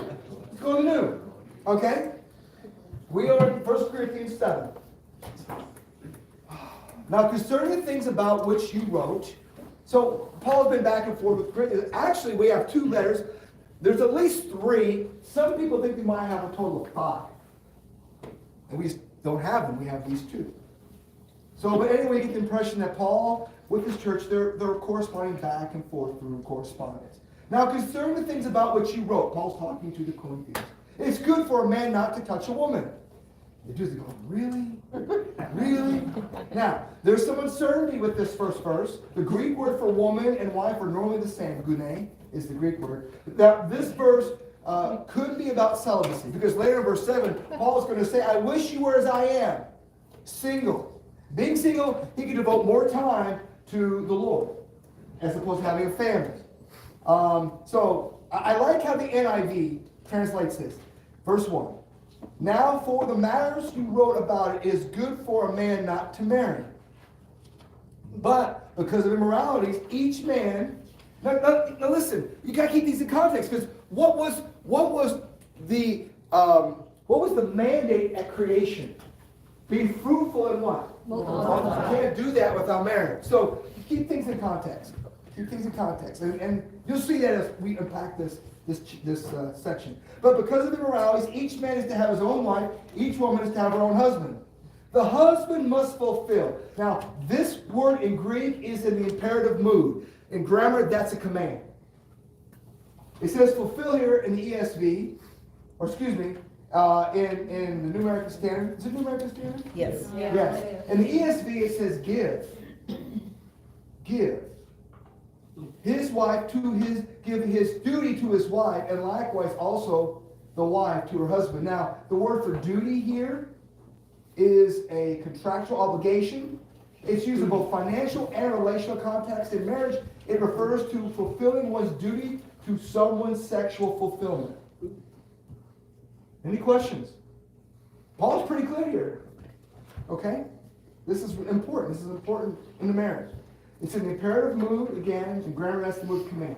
The direct object to the husbands is to give or fulfill his wife his duty, his obligation. I think the ESV says conjugal rights. The wife does not have authority over her own body, but the husband does. And likewise, also the husband does not have authority over his own life, but his wife does. So we go back to the creation account. Also, Paul quotes this in Ephesians chapter 5. He says, for this reason, a man will leave his father and mother, cling to his wife, the two will become one flesh. Verse 5, stop depriving one another, except by agreement for a time, so that you may devote yourselves to prayer and come together again, so that Satan will not tempt you because of your lack of self-control. Verse 6, but I say this by way of concession. In other words, personal opinion, not command. Paul speaking, not necessarily the Lord. Verse 7, and that verse refers to verse 7. Yet I wish that all men were even as I myself am. However, each man has his own gift from God. In one, in this manner, and that of another. In other words, some people, they desire to be married, some don't. It's up to you. Neither is right, neither is wrong. It's up to you, or I should say, neither is more right or more wrong. It's up to you.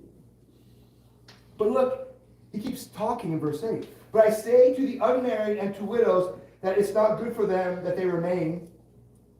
Excuse me, I read it wrong. But I say to the unmarried and to widows that it is good for them if they remain even as I am. But if they do not have self-control, let them what? Marry. Marry. For it is better to marry than to burn with passion.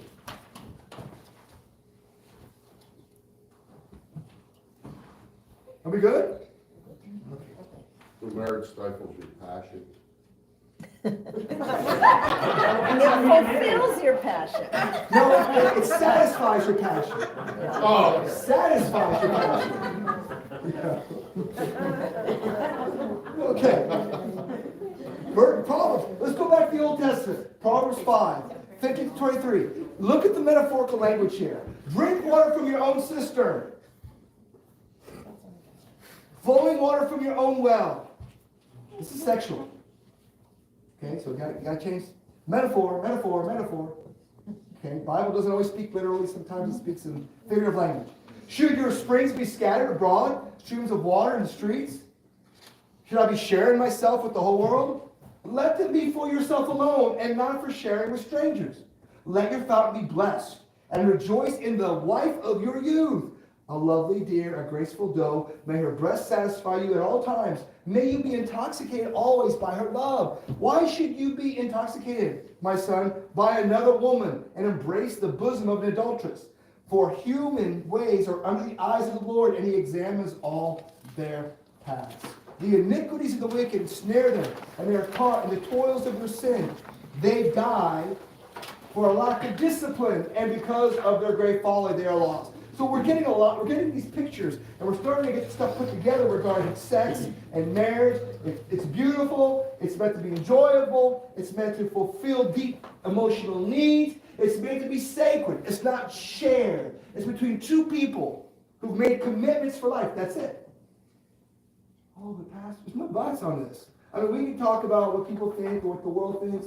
I'm just talking God's word, that's all I'm talking about tonight. This is how it is. God set up the rules because he knew this is how we would best operate. This is how, because if you mishandle sex, it's painful.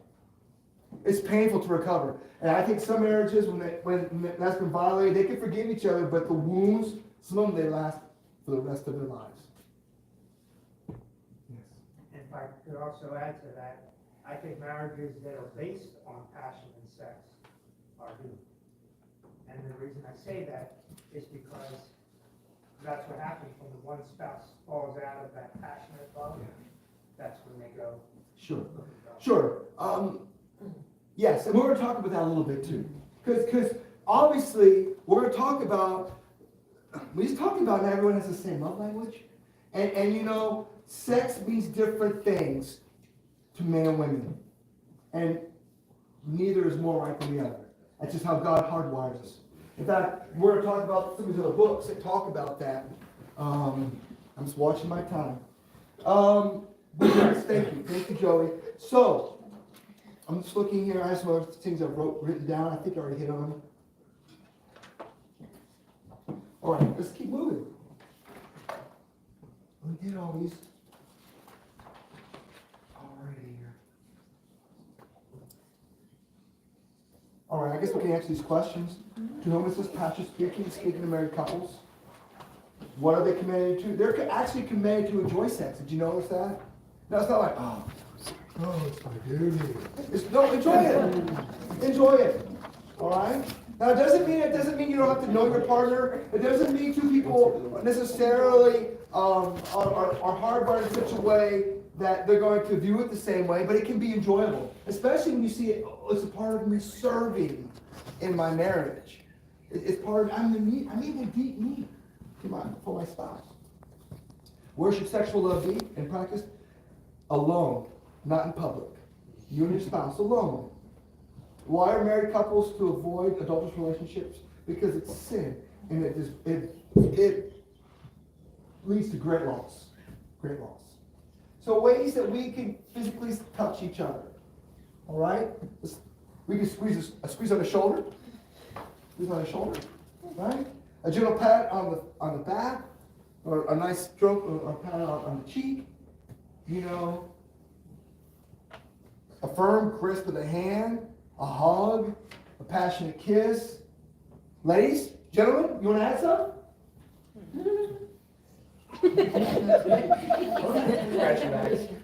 Scratch backs. What did he say? Scratch back. Scratch back. Foot rub. What did you say? Foot powder? Foot rub. Foot rub.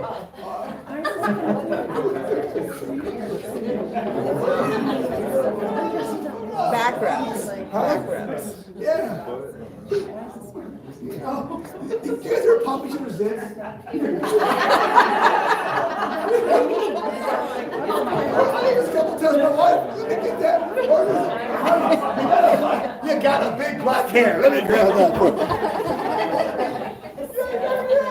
Like monkeys, right?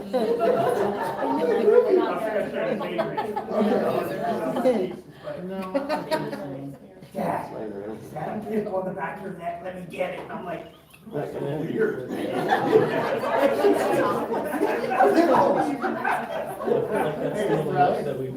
talking about me.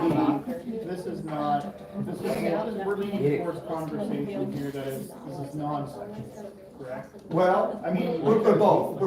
And you're right. There's the others, so. Right. So we started off, you're right.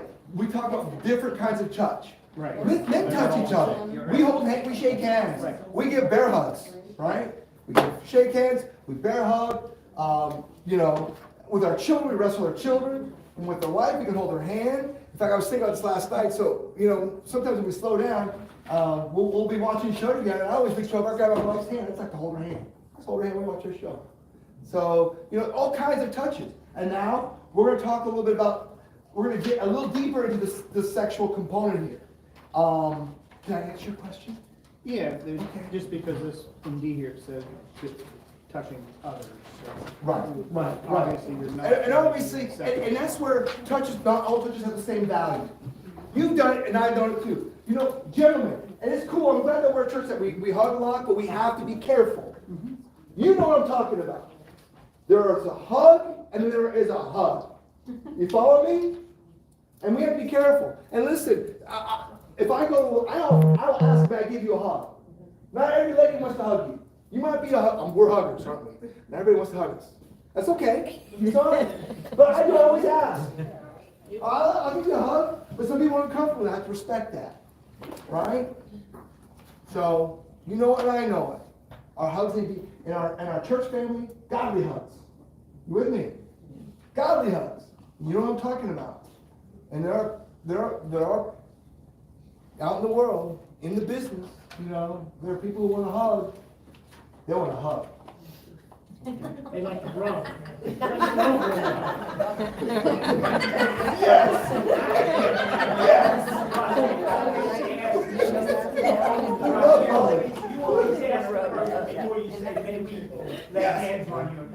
Always.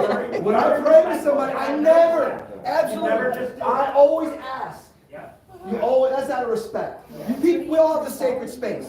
Not everybody likes to do that. We all have a sacred space. We respect the space. If they invite you, that space, fine. If they don't, praise the Lord, we're good.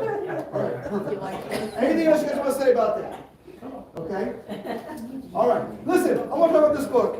His Needs, Her Needs. Willard Harley. If next year, so we talked about this. For those of you who took Lemon last month, they have a marriage seminar based upon Lemon. We may reach out to them and see what we can do. If they don't do that for us next year, this might be our text for next year. It's a great book. I love this book. His Needs, Her Needs. His journey in counseling is much like Gary Chapman's. And what he discovered after thousands and thousands of surveys, he discovered there are 5 basic needs for a man and 5 basic needs for a woman. Okay? And we're going to go ahead and go through those real quickly. But not too quickly. You're welcome. Turn it down. Alrighty here. So let's talk about his top 5 needs. All right, guys, this is not difficult. What's our number 1 need? Sex. Sexual fulfillment. Woo! So I told you I'm not going to be bashful. 34 years. That's number 1. That's what he's saying from his survey. Sexual fulfillment. Now this is number 2 for a man, but it could be connected to number 1. Recreational companionship. All right, that's number 2. Number 3, an attractive spouse.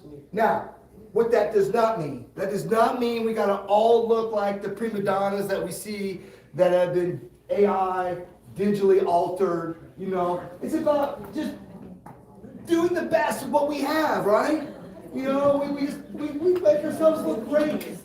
That's what we're talking about. We're not talking about the world's view of the flesh and all. We're not talking about that. We're talking about, hey, I just want to look nice for you.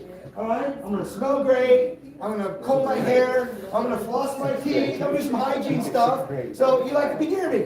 That's what we're talking about. Number 4, domestic support. Domestic support. And number 5, admiration. You can already see some overlap on the 5 love languages, right? So those are the top 5 needs. Number 1, sexual fulfillment. 2, recreational companionship. 3, attractive spouse. 4, domestic support. 5, admiration.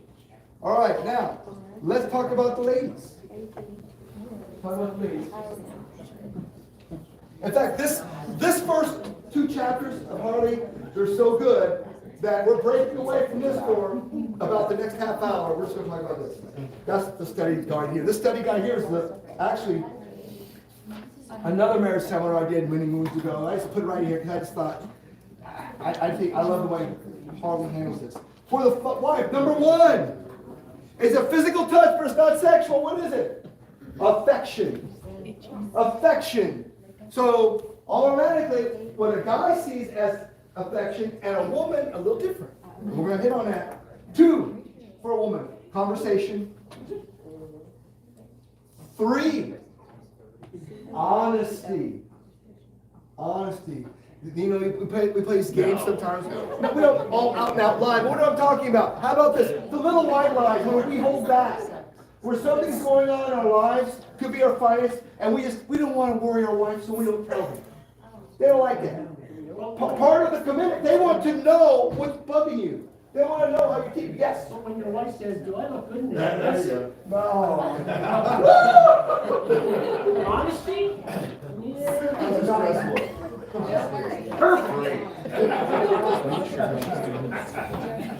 Okay. Number 4, financial support.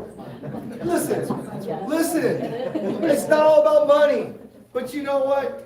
She wants to know she's going to get up and be able to spend the night in the same house tomorrow night. She wants to know that the bed, that her bed's going to be there, you know, roof over her head. Food on the table. Number 5, family commitment. Family commitment. Okay? Home, taking care of kids, watching the kids, and being part of the family. So let me ask now, let's talk about these things. Again, these things, because people are dynamic, it's not an absolute science. But let me ask you, look at these 2 lists. How are we doing? About right? You think it's about right? Any of these you want to talk about, or you would change up? What was number 3 for the wife? It was honesty. Honesty. So I'm a woman, can I make a Okay, honesty on that list. Okay. I appreciate that. All right. The high value to you. I respect that. I respect that. Anybody else want to say something about these? Yes.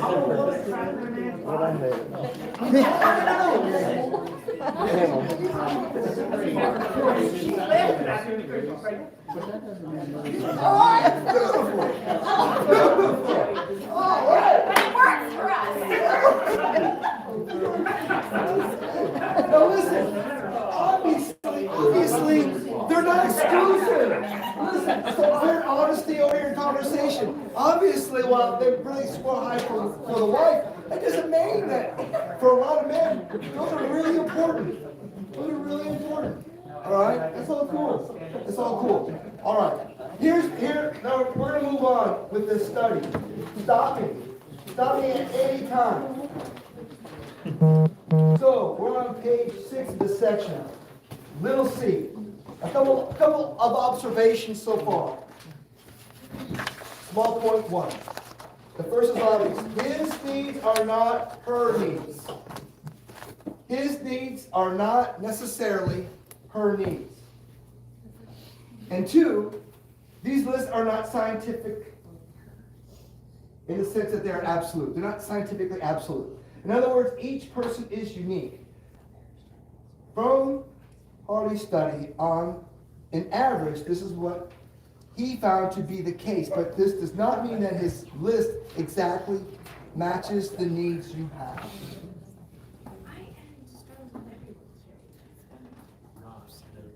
Or not. All right, so I want to talk about affairs here. Okay. Hardy points out in his book that most affairs start off as friends. When I was in high school, there was a movie called Fatal Attraction. I don't know if you're familiar with it, but it was about some woman who just out of impulse, just out of nowhere showed up, right? And this affair starts. He points out, let's imagine, let's talk about the love tank. So let's imagine that your love tank is really depleted, okay? And so you're feeling emotionally low, but you go to the office every day, and there's another guy there, he's not hitting on you, but everyone, you like a cup of coffee? You get a cup of coffee? What are you doing it too? How was your day? So a lot of things happen. Gift giving, service, conversation, all these things that are happening, these are just, this co-worker, not hitting on the person, he's just being a friendly person, which we should all be. But the problem, that's not the problem. The real problem is at home, the spouse has not kept the love tank full. And so somebody else is becoming the primary filler when it should be the spouse. Are you guys following me? We should, even as brothers and sisters in Christ, we should be filling each other's love tank. But it's going to create a problem if we're not getting it filled at home and we go other places and people are just filling the basics in our love tanks, and all of a sudden we're like, oh my goodness, I'm really attracted to this person. I'm really attracted and I shouldn't feel this way. That's how he says affairs happen. So, Harley lists, so number one here. Affairs, this is 3A, excuse me. He says affairs usually start out just as being friends. It's not fatal attraction. It's you just know somebody really well. You guys connect. Nothing wrong with that, but you have to understand what the boundaries are of that relationship. Secondly, Harley lists 3 factors that make an affair enticing and enjoyable. Number 1, you and your lover seem to bring out the best in each other. 2, you and your lover, number 1, you and your lover seem to bring out the best in each other. And 2, you ignore each other's faults. And 3, and because needs are being met, you're sexually fulfilled, perhaps in a manner that seems not to have been before. Can you repeat 3? 3, and because needs are being met in other areas, when it comes to sex, it's being fulfilled in ways that it did not seem fulfilling before. We're going to point this out as we talk about sex. Really, sex is most beautiful when other needs are being met. Remember, there was a book that was given me years ago. It's called Sex Begins in the Kitchen. Mine's going everywhere. Oh. Look out for the toaster. No, but what it meant was this. Until your rabbit finds something. Sorry, bud. Bad preaching. Okay. But the point was this. If you want to get lucky with your woman in the night, then it starts in the morning when you're giving her coffee and you're being nice to her. And guess what? Then she's open to you in the evening. And that's what number 3 is in Harley. Because other things are being met, all of a sudden sex is fantastic. Because as all of the other love languages are being met, it just makes that the more enjoyable. Are you guys with me? Any questions about what I'm saying? Yes. Throughout the day, you just have to keep putting an aspirin in the coffee, just so they don't have a headache later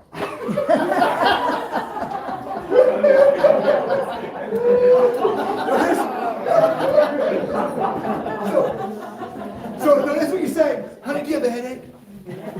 That's what I want. She said, no, that's what I want to hear. Okay, that was good. That was good. Hey, we can have some fun here. Okay, listen. No, we're laughing now, but I'm just gonna be very serious. In public, I don't joke about sex with the dudes because sex is very painful for a lot of people. I mean, emotionally, there's a lot of things that can go wrong. So while we're laughing a little bit here, I'm not gonna joke. And there are books, and I'm gonna share some here. Counseling, there's all kinds of things that you can do to help your sex life. But I get it. We have a good friend of mine. He had prostate cancer. He had it removed about 1.5 years ago. I don't think they've had sex since then. Got into colleges. So I just, we gotta be careful. We gotta be careful when you joke about things because you just don't understand. For a man, sex is really, really important to our identity, and we just have to be careful that we don't crush each other. So we gotta be careful when you joke about it. But everything you said, I'm good so far. We good? Everybody with me? Yeah. Okay. All right. Let's be respectful. We're having fun, but we're being respectful. So, we gotta keep moving though. 3 factors. We're on number 2. Number 2. I'm a little lost here. I'm sorry. Here we go. For men. I'm on page 7 of this section here. We're on the his needs, her needs section here on the book. So for number 1 of the goals is for Harley, it says this, for men, we need to understand a wife's first need and submit to our relationship is affection. That's not sex. I mean, sex happens within the environment of affection, but affection does not necessarily mean sex. You follow me? Right. Okay. Harley explains to most women, affection symbolizes security, protection, comfort, and approval. When a husband shows his wife affection, he sends the following messages. I'm in your book now. Little letter A. It sends the message, I'll take care of you and protect you. I'll take care of you and protect you. And B, I'm concerned about the problems you face, and I'm with you. I am concerned about the problems you face, and I'm with you. And C, I think you've done a good job, and I'm so proud of you. Affection says that to our wives. A hug can say any or all the above. Men need to understand how strongly women need their affirmations. For the typical wife, there can hardly be enough of them. Women, do you agree or disagree with Harley? We're good? We're spot on? Okay. So let's clarify what affection is. Is affection the same thing as sex? No. All right? But sex must be always in the context of affection. Okay? Man, we need to understand that sometimes our wives need to be hugged in a non-sexual way. They need to be held. They need us to hold their hands, to rub their back. They need for us to do that without using it as foreplay for the bedroom. Okay? Sometimes our wives just need to be hugged or held or kissed, and that's it. And that affection by itself is meeting their need. So Harley states on page 44,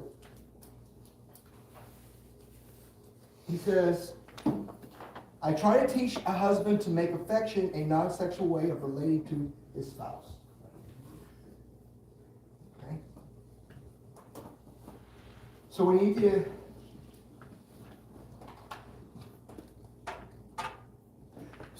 one thing we have to remember too, and we learn this as we start growing in our marriages, every time sometimes ladies have to understand how men are put together too though.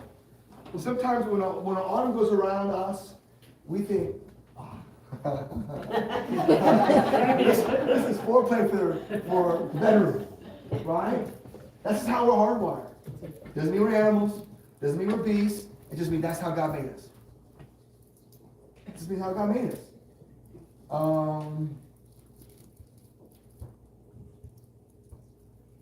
I will say this too though, if every time our wife does that, she might become reluctant to put her arm around us going, I just don't think that's what the bedroom. That's what you hug. So you gotta figure that out. And you gotta talk that out. You gotta talk that out. I'm just looking at my notes here. Notice there's no women hugging us at this point. Why? Well, we're listening, we're learning. Come on. We're learning. We're learning. Affection by itself, that builds tremendous, those make big deposits in our wife's love bank. Okay? I'm just looking here. Some stuff I can skip. So number two, marriage principle. When it comes to sex and affection, you can't have one without the other.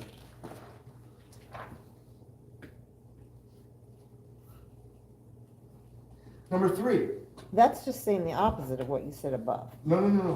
Where? I'm sorry. When it comes to sex and affection, you can't have one without the other. Right. So not all affection is sex, but sex is always in the environment of affection. Oh, okay. I see what you're saying. No, that's good. I want clarification. I can miscommunicate. I want to make sure I'm speaking clearly. All right. Well, you can have affection without sex, but Yes. you should never have sex without affection. Exactly. Otherwise, yes, exactly. Yeah. Yes. Yes. I'm just clarifying that. Let's rearrange the words again. Number three, any man can learn to be affectionate, Harley says. Any man can learn to be affectionate. This is a response to the man who said, oh, I am not the affectionate type. Harley explains almost all men need some instruction in how to become more affectionate. In most marriages, a man's wife can become his best teacher if he approaches her for help in the right way. Men need to hang in there, explains Harley. Habits take time to develop, sometimes months, maybe even years. At first, most changes of behavior seem a little awkward. It's not spontaneous and smooth. It's contrived. This is especially for many of the habits of affection. For that reason, many too quickly give up trying to develop these habits. But you'll find that after a behavior has been repeated a number of times, it becomes more natural, more spontaneous. So we're really honing in on the men, but men, we're going to that magnifying glass, we're going to shift it over to the ladies too. So just as men can learn, we're going to see women can learn too. We're talking about serving each other, right? It's all fair here. Another obstacle is that habits of affection are not motivated by your own need. They're motivated by your desire to meet your wife's need. His needs, her need. It might not be your first need, but it's hers. So that's why we commit to it. Right? You're doing a great job. She may be offended at first when she realizes that you're not interested in affection as she is, but eventually you'll find yourself enjoying your time of affection together, and when that happens, she won't be concerned about how it develops. So this is a true story. I remember when we first moved, we didn't have a lot of money. This is in Tennessee. We sometimes go to the mall and we go walking together. My wife always liked to go shopping and things. I'm not a mall guy. I was not a mall guy, but I would go because she liked to go, right? And over time, I really like going. I saw how it pleased her. I'll do that. It's fun when you really love your spouse. You're going to find yourself, okay, at first, it's not my first thing to do. My daughter is dating this guy who loves to hunt and fish. Ashley doesn't care about fishing. But she's out there. She sent me a picture. She's in Puerto Rico right now. She sent me a picture. Her boyfriend is over the boat. They're casting the rod. And I said, so what'd you catch? She said, he caught a sunburn. But she's out there with him because she cares about him, right? That's what happens. When you care about, you start doing things and then after a while, you genuinely, I think, over time, usually, you start enjoying those things because they mean so much to the people you care for. So,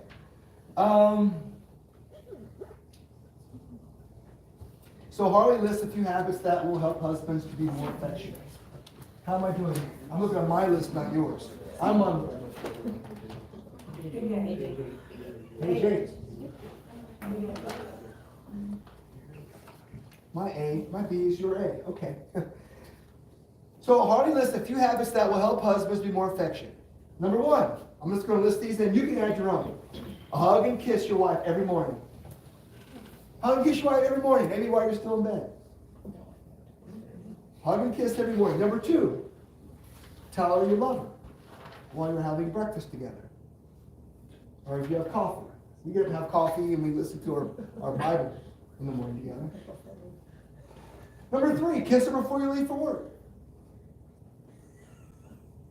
Number 4, call her during the day to see how she's doing. 5, bring her flowers once in a while as a surprise. Maybe include a card expressing your devotion to her. Number 6, gifts for special occasions, right? We just had Valentine's Day. Number 7, after work, call her before you leave home. Before you leave for home, so that she can know and she can expect you're going to be there. And when you arrive home, give her a hug, give her a kiss, give her a few minutes, talk about how her day went. Number 9, help with the dishes after dinner. 10, more hugs. So you kind of see it's kind of an environment. Hey, ladies, this is your chance. Is there something that needs to be added to the list that I haven't mentioned yet? That's the best foreplay. The best foreplay. Sit. Okay, so let's see if you want to add to the list. Here's some more. Look under B here. Here's some more that I've added. You can pray together. Pray together. Every night before we go to sleep, my wife and I pray together. And then when we get up in the morning, we read God's Word together. We pray together in the morning. We pray for our children and their spouses. We worship together. For the husband to watch the kids, let the wife go out for an afternoon or an evening. When the kids were younger, really had a group of girlfriends. Every summer they went to the beach. And I'm watching the kids so she can go to the beach. You know? So those are all ways we can do that.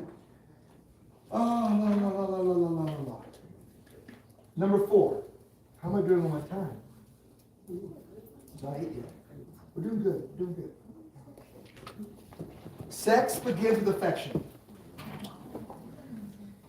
We already pointed that out. Sex begins with affection.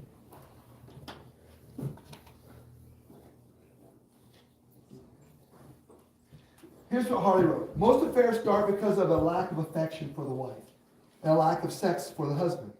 It's quite a vicious cycle, he says. She doesn't get enough affection, so she shuts him out sexually. He doesn't get enough sex, so the last he feels like being less affectionate.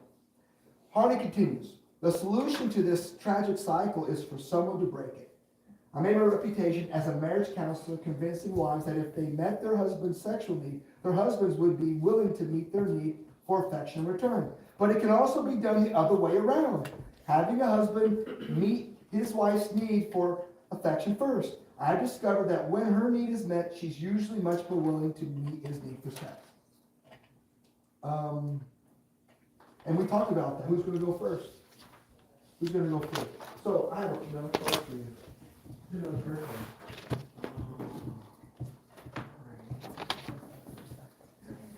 You should each get one.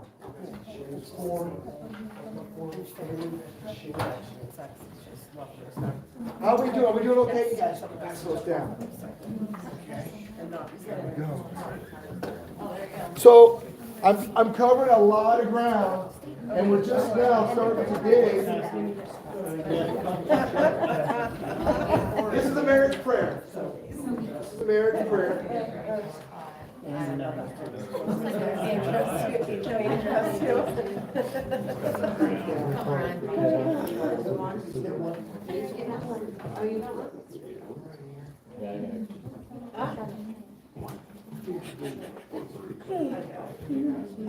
Oh, you guys are passing. Perfect. Coming your way.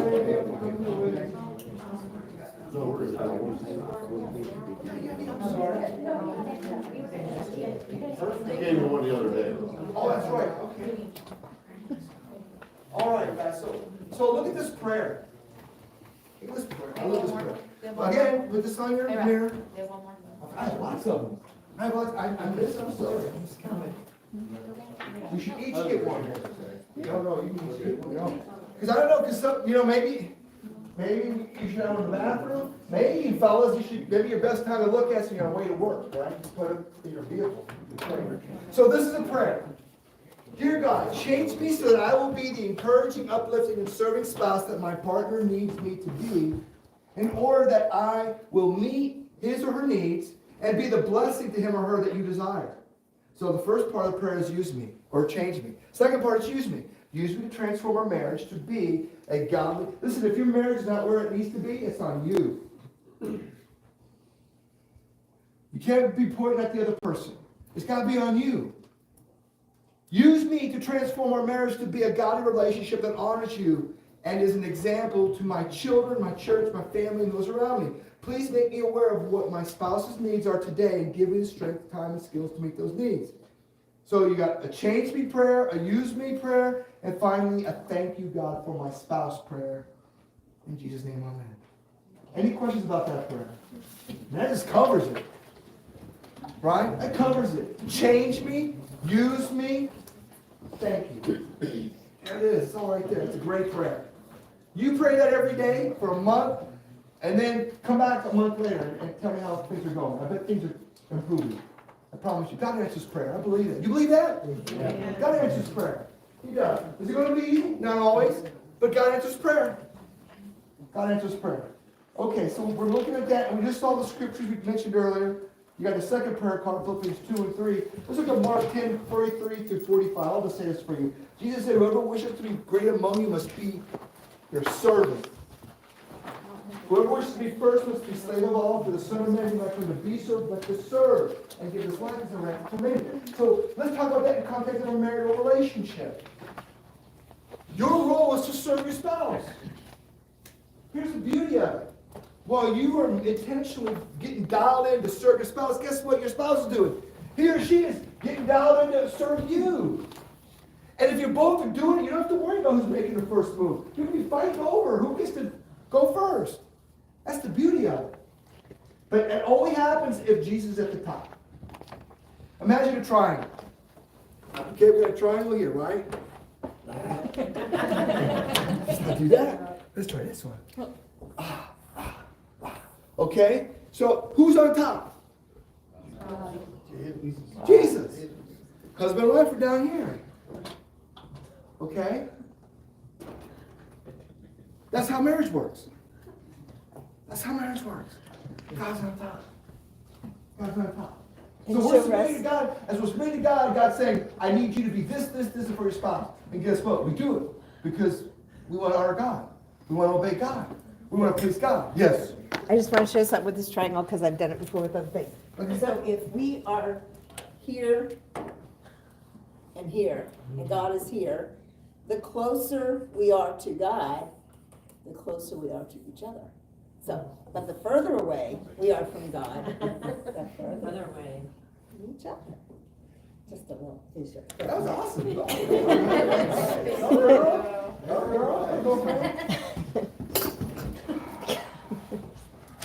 Thank you.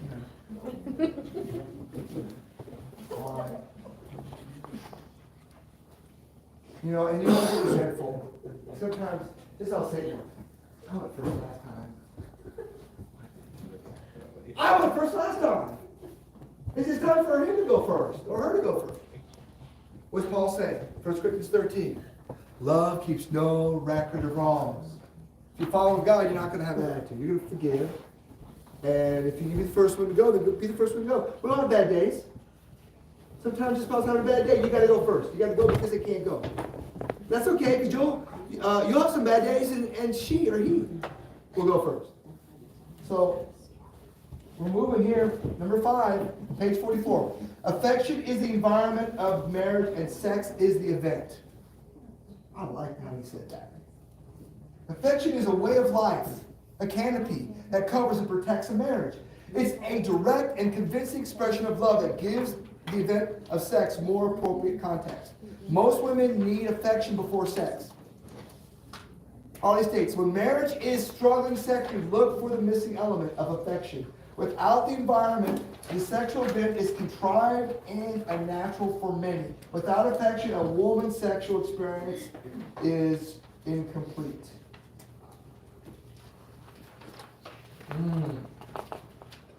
Number 6, and number 2. Harvey's first corollary. The typical wife doesn't understand her husband's need for sex any more than a typical husband understands his wife's deep need for affection. Do I need to repeat that? That's number 7 on page 9. Oh. Okay. All right. Yeah, it's wrong in my book. So I got the pagination wrong or the outline wrong. So really it's number 7. Hardy's first corollary. The typical wife doesn't understand her husband's deep need for sex any more than the typical husband understands his wife's deep need for affection. I maybe got this wrong here, so my fault. Here's a quote. It does wonder for a wife to grasp just how special a man finds sex. He isn't pawing and grabbing at her because he has turned into a lusting monster. He is pawing and grabbing her because he needs something very badly. Many men tell me they wish their sex drive weren't so strong. As one 32-year-old executive put it, I feel like a fool, like I'm begging her or even raping her, but I can't help it. I need to make love. So, I want to talk about some of the books here. Okay. I love these books. This is by Shanti Feldman. It's like she crawled into the mind of man and wrote some of these things down. I brought these so you guys can come look at them. These books are $10, right around $10 or so. But she has got a section in here. It's called Chapter 6. Sex changes everything. Why sex unlocks a man's emotion. And she holds the key. Sex fulfills a powerful emotional need. Fulfilling sex makes him feel loved and desired. Fulfilling sex gives him confidence. Here's wound 1. If she doesn't want it, if she doesn't want to, I feel incredibly rejected. And guys, here's what we have to understand. The woman's need for sex is not like ours. It's just different. It doesn't mean she doesn't find it attractive. She's not hardwired that way. It's not better. It's not worse. It's just different. You guys with me? How we can overcome the sex gap? Choose to love him in the way he needs. And again, advice. And it's so pride that if you can find somebody that you can confide, you can just be open with and talk with. That helps. That helps. And people are different. People are different. Here's one. Make sex a priority. There's a section here, and I want to back up. I want to talk about this. Chapter 7, Keeper of the Photo Files. This is why pornography is so tough for men. We just, she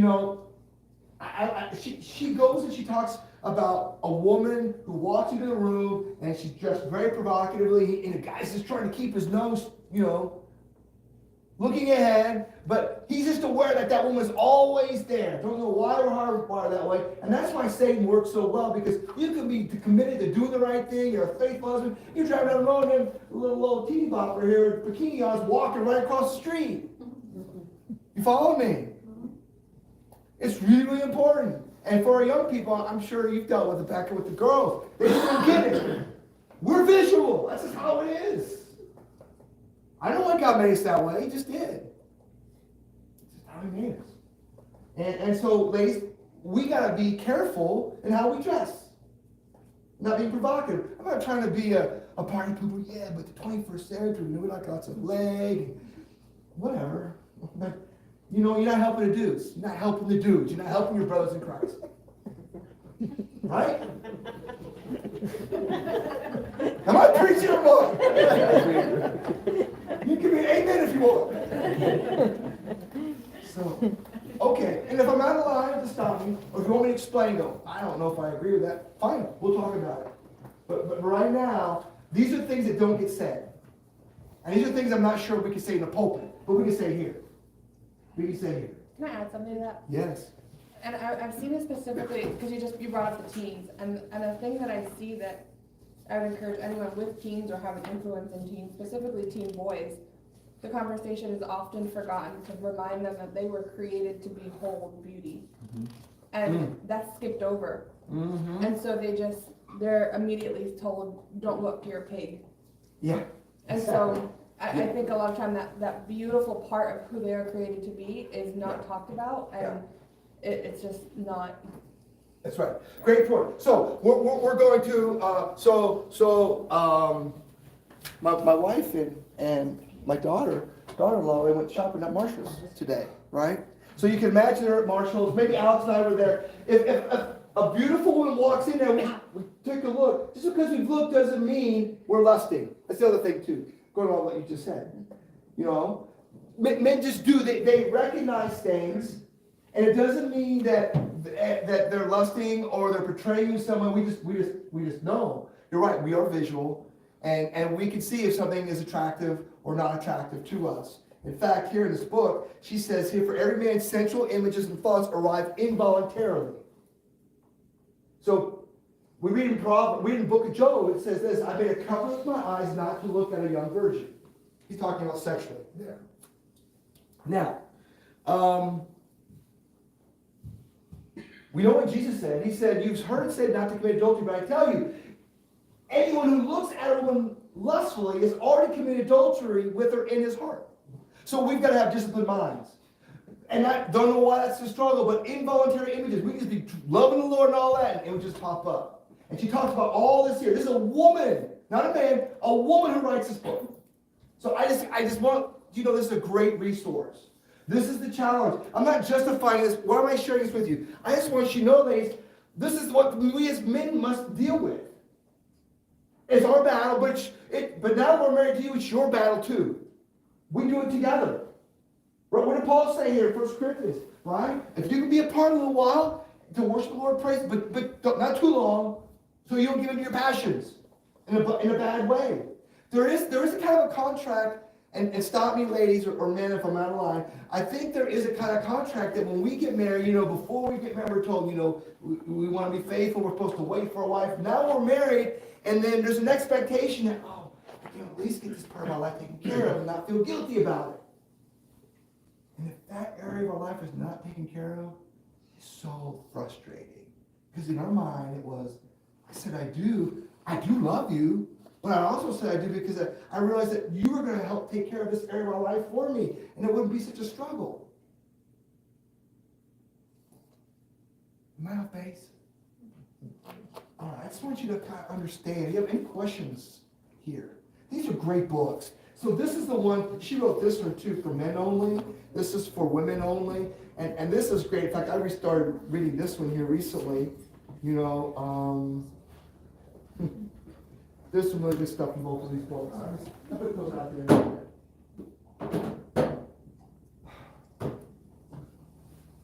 All right. Ross? Yes. I think maybe a little clarity here is you're not making excuses for us men. No. Okay? Did you guys hear that? But the reality Yes. of it is, Right. knowing the facts for the most part, everybody's different.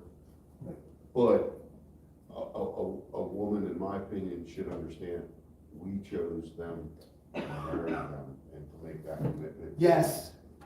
Yes. And even though we know we have, what do you want to call them? Demons? Yes. What do you want to call them? Yeah. We were put forth the effort to make the commitment. Yes. That's a great way, Ron. I love what you're saying. No, I agree. And the reason I'm sharing this and I'm being so raw about this is because I don't want anybody to think here, oh, my man's different. Nope. Your man's not different. This is the struggle of all men. And it's a whole lot difficult with one of these in your hand. Oh my goodness, yes! I mean, all you gotta do is open up Facebook and it's there. Her mother complains that she has too many things that just pop up on people's stories that are not her. It has nothing to do with what you're doing. It just pops up on your story. So it's so challenging. That's right. Marriage is about fidelity. Sex is within marriage. Our spouses are to be our target of our sexual affection. Okay, so we're all saying that, right? We're all on the same page.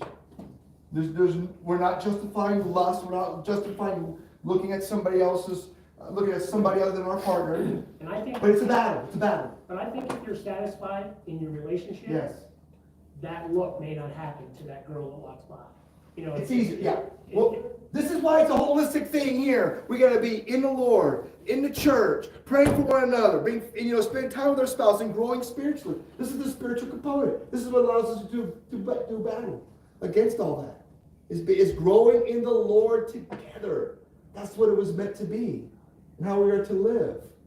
And I can attest to that, just within the last number of years I've been involved in the church, and I feel like the Holy Spirit has come upon me. I love my wife dearly, but it is so much easier being in the beam of the Holy Spirit to behold, but This is the advantage of men having fellowship together, because we can be straight with one another and set each other straight, right? We hold each other accountable. We are a brother's keeper. That's the advantage of the church. So, I've given a lot of information. Is this the first time you've ever heard this? Any of you? Okay. All right. And if I've misspoken, please correct me, gentlemen. If I've misspoken, correct me. Yes. I have a question. Yes, of course. You don't know the answer.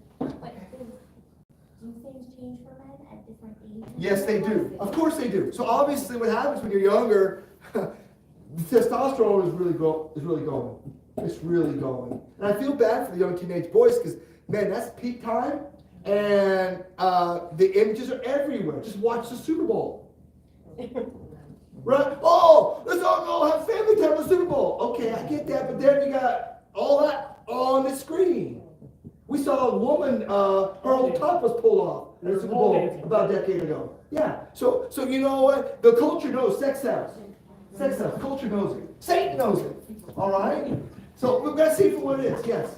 And one other thing too, and of course, again, it's not to make excuses, but it's also the way you grow up. Yes. You know, my dad told me, I remember specifically one day, my dad told me, he goes, you should have multiple girlfriends. You should have one in every zip code, he told me. And he's like, he basically told me, I guess he was trying to say it in a helpful way, or in his own helpful way.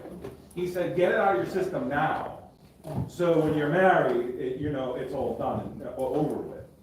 But that's the kind of advice that certain people give. Right. And then as a man, you think, well, I gotta be a man, and my dad's a man, and that's what a man's supposed to be.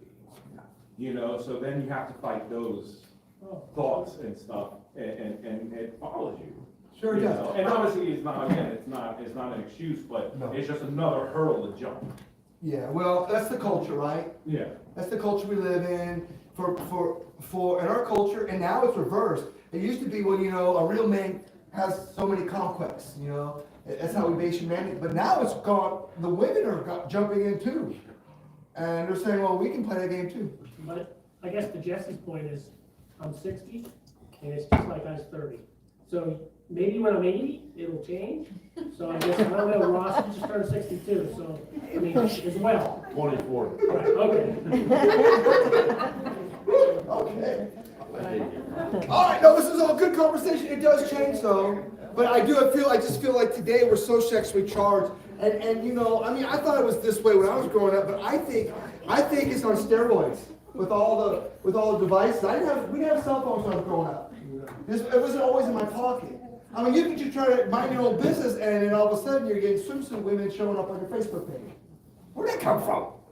Right? What was the quote from the book? I wish I could remember. I remember thinking it was so perfect about being, was it uninvited or Oh yeah, the images.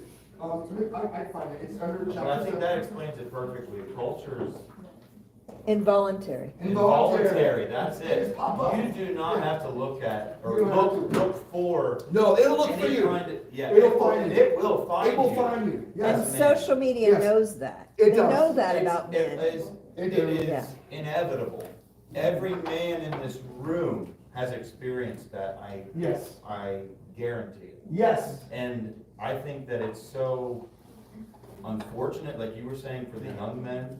When I hear about, satisfying or satisfying your passion, Yeah. I think it's interesting, and this might be getting sidetracked to more youth stuff and more what Becca is into, but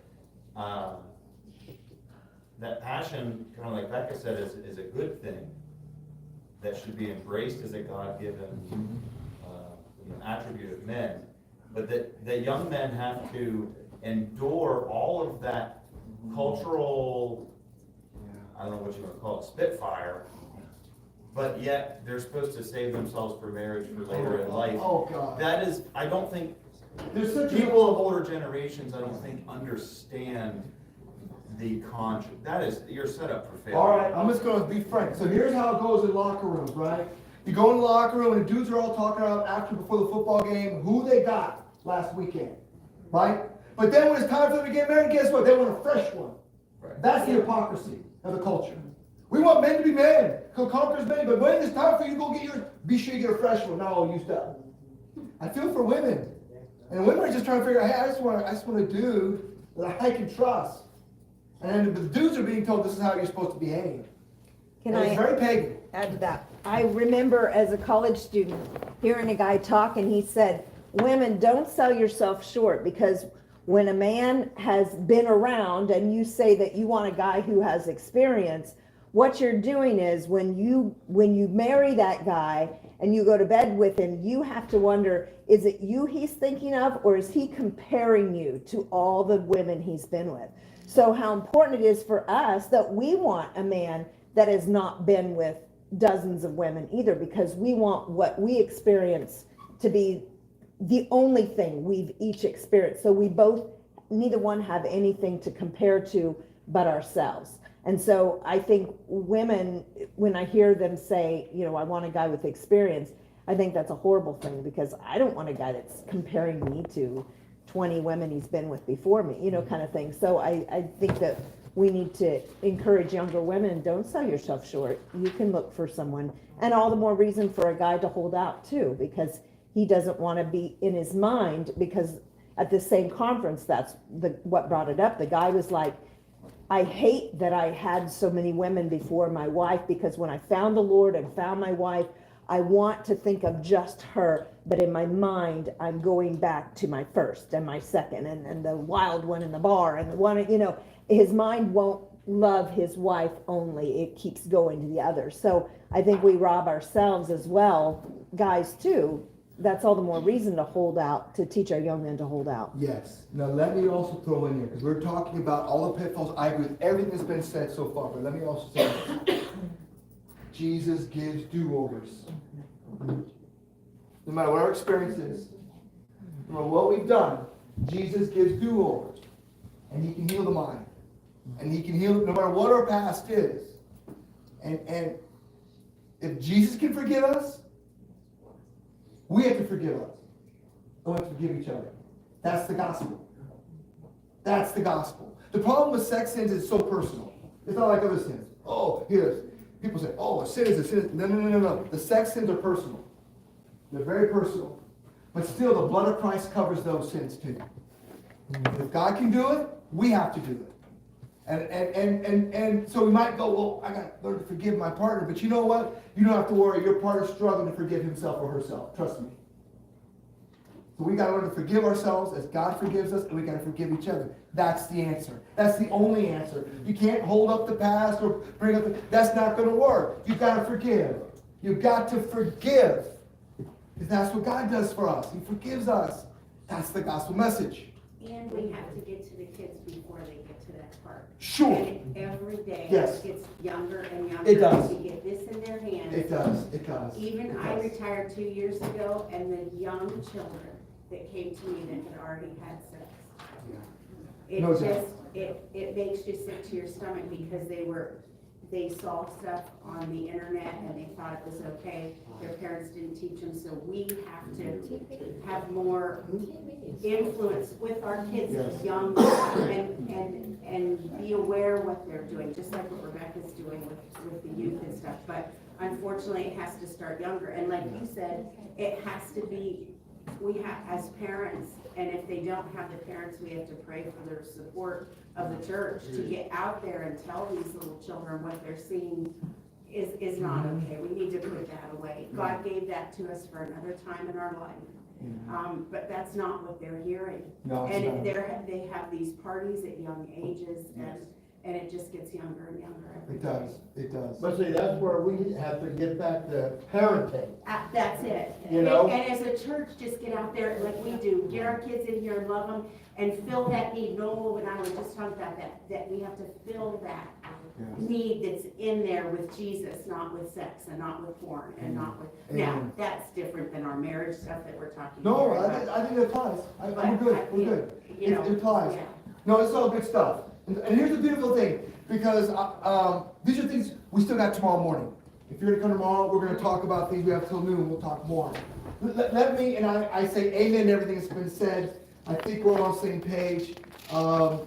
Let's look at number 8 real quickly here, because what we're gonna do here, I want you out of here by 9, in the sense that I want you to be able to relax and get rested. And I want to have a big breakout session where men will go for about 20 minutes and the ladies will go. But here, let me wrap things up here on this section. We're on number 8. And then A, experience. How men and women are sexually different. Experience. Through Harley's counseling and 40,000 questionnaires from clients, he has discovered there's a disparity between men and women in terms of sexual need and experience. Young men and women come together in marriage from opposite ends of the pole. He's more sexually experienced and motivated. I'm not saying this, right? I'm just saying this. He's usually more sexually experienced and motivated by strong desires. She is less experienced, less motivated, and sometimes naive. Also, assumptions. B, assumptions. They're different when it comes to assumptions. Furthermore, Harley continues, a man's experience is so visceral, that means it's so deep in feeling and almost automatic that he usually does not understand that most women must learn how to respond sexually. And he is not prepared to teach his bride how to enjoy her own sexuality. He just knows how much he loves it and assumes that what he enjoys must feel at least as good to her. For many men, this becomes a source of unparalleled frustration. Here's C, sexual preparedness. Men, of course, feel they're very prepared when entering marriage, but being ready for sex and being prepared to make love are two different things. Men experience sexual arousal and climax with relative ease. Precisely the opposite is the truth with the majority of women. As the bottom line, many husbands do without sex or exist on a very limited diet, in their opinion. The husband blames the wife, of course, but the real culprit is sexual incompatibility, which needs to be overcome through efforts of both partners, not just the woman. Russ, you're going way too fast. Yeah, so we need to back up. First of all, 7, you didn't finish that. He has agreed to limit his sexual experience to a wife who is unwilling to... I did get a little further ahead.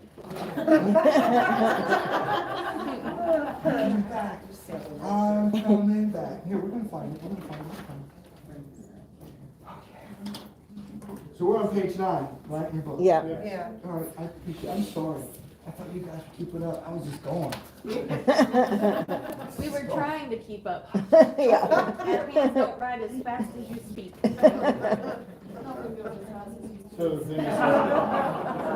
So here's what's going on in my book too. My numbers in my manuscript are different than yours, but here we go. On number 7, the typical wife doesn't understand her husband's deep need for sex. We got that. We got that. What's the one under that? Any more than the typical husband understands his wife's need for affection. Got that. Yeah. The one underneath The one that. underneath that. He has agreed Men to also limit find his... that the wife is unwilling to. Answer from Oh. page 50. Page 50 it says. We can, yes. You know what? I jumped ahead. Unfortunately, many marriages, the man finds that putting his trust in this woman has turned into one of the biggest mistakes of his life. He has agreed to limit his sexual experience to a wife who is unwilling to meet that vital need. Now listen, he's talking in a frustration. I'm not saying this is the right feeling, but when the need's not being met, these are some of the thoughts that go through his little mind. Meet that vital need. Correct. Correct. He has agreed to limit his sexual experience to a wife who's unwilling to meet that vital need. Okay. Now I'm on number 8. You're number 8. So 8A is experience. B is assumption. And then that little line in between there. He just knows how much he loves and assumes what he enjoys must feel equally good to her. Correct. I love the way you said that. I love the way you said that. Okay, he just knows how much he loves it. I'm on that small section of B. And that he enjoys, and what he enjoys must feel at least as good to her. Equally good to her. Yeah. Okay. And then what is C? Sexual preparedness. Preparedness, okay. So men obviously feel like they're ready to go, but they're really not, because there's more than just being ready to go and actually knowing how to have sex and have it with affection. And it's no secret. I mean, sex is painful too for a lot of women. All right, we're talking about everything. Okay? So what's that mean? That means that it doesn't mean there's a fail safe. It just means you gotta learn. You gotta learn. You gotta be patient. And there are all kinds of ways to have sex. Okay? Are you with me? Am I embarrassing you yet? All right.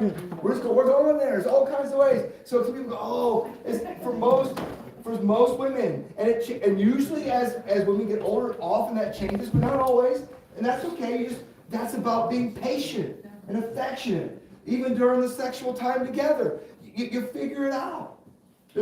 Listen, men are microwaves, women are crock pots. Okay? As my wife just pointed out, better food comes from a crock pot.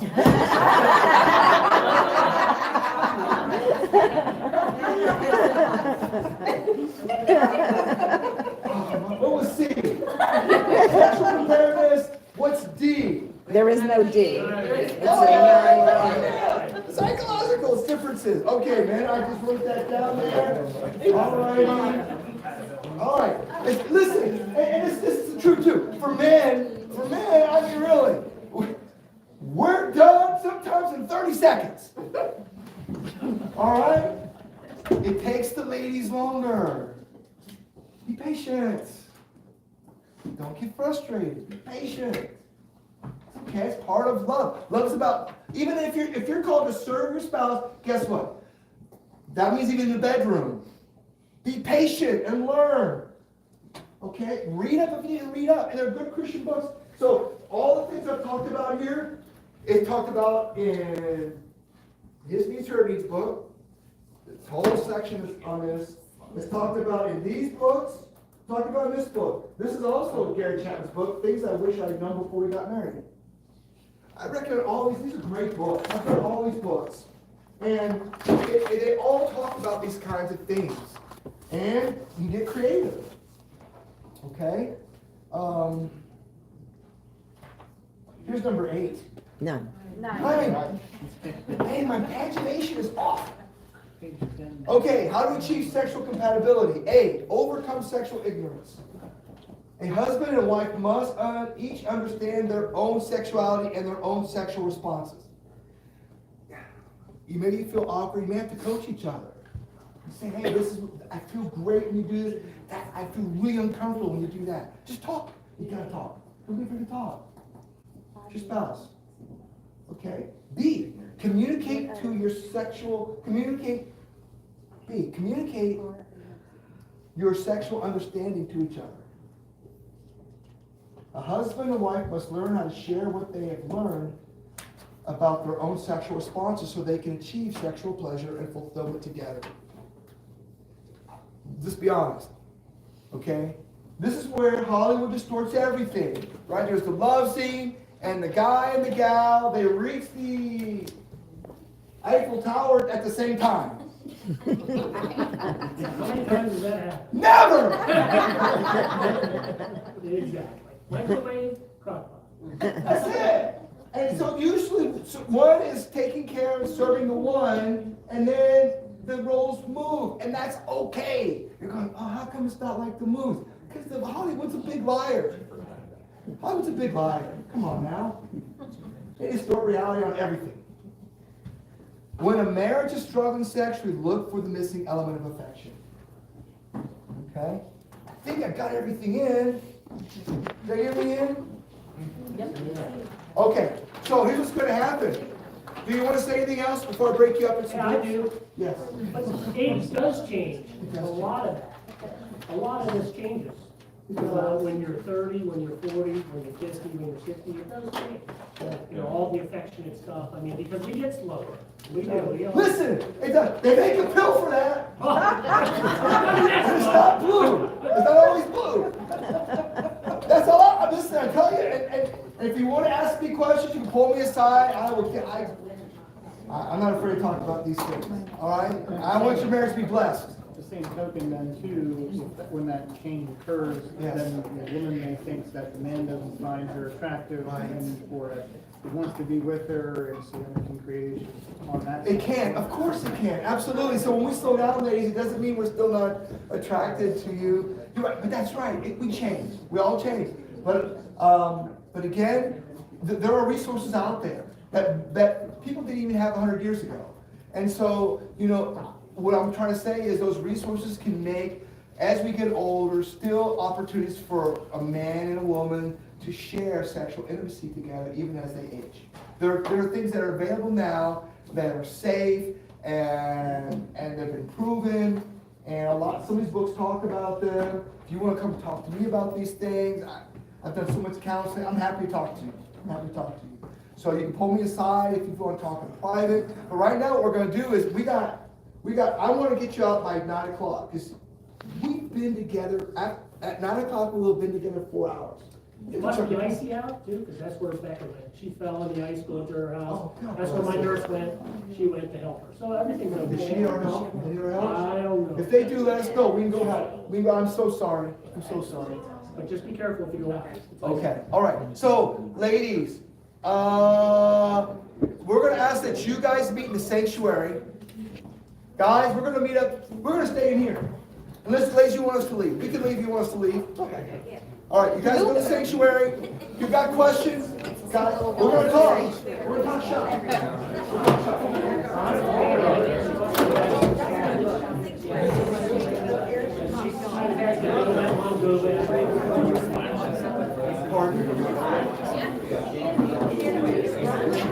I will pause it. I'm just saying, do you want to say something? Hey, brother, can I see me? Hey, guys, God bless you. I hope that you're picking up on some of this. I know we're having great dialogue here tonight and just some really good content and great conversation. And we're really trying to bless some marriages here and relationships. And we hope that you guys are finding some information that's helpful to you and preparing for your big wedding day. And we're so excited about that for both of you. Feel free if you want to text or email questions, you're welcome to do that, and I'd be happy to respond. Alex may want to respond too, but whatever you need from us. But we're going to start tomorrow at 8:30, and we covered this was the big section, but we're going to cover the other love languages in depth tomorrow. So listen, God bless you, peace out, and have a nice evening. All right. So gentlemen,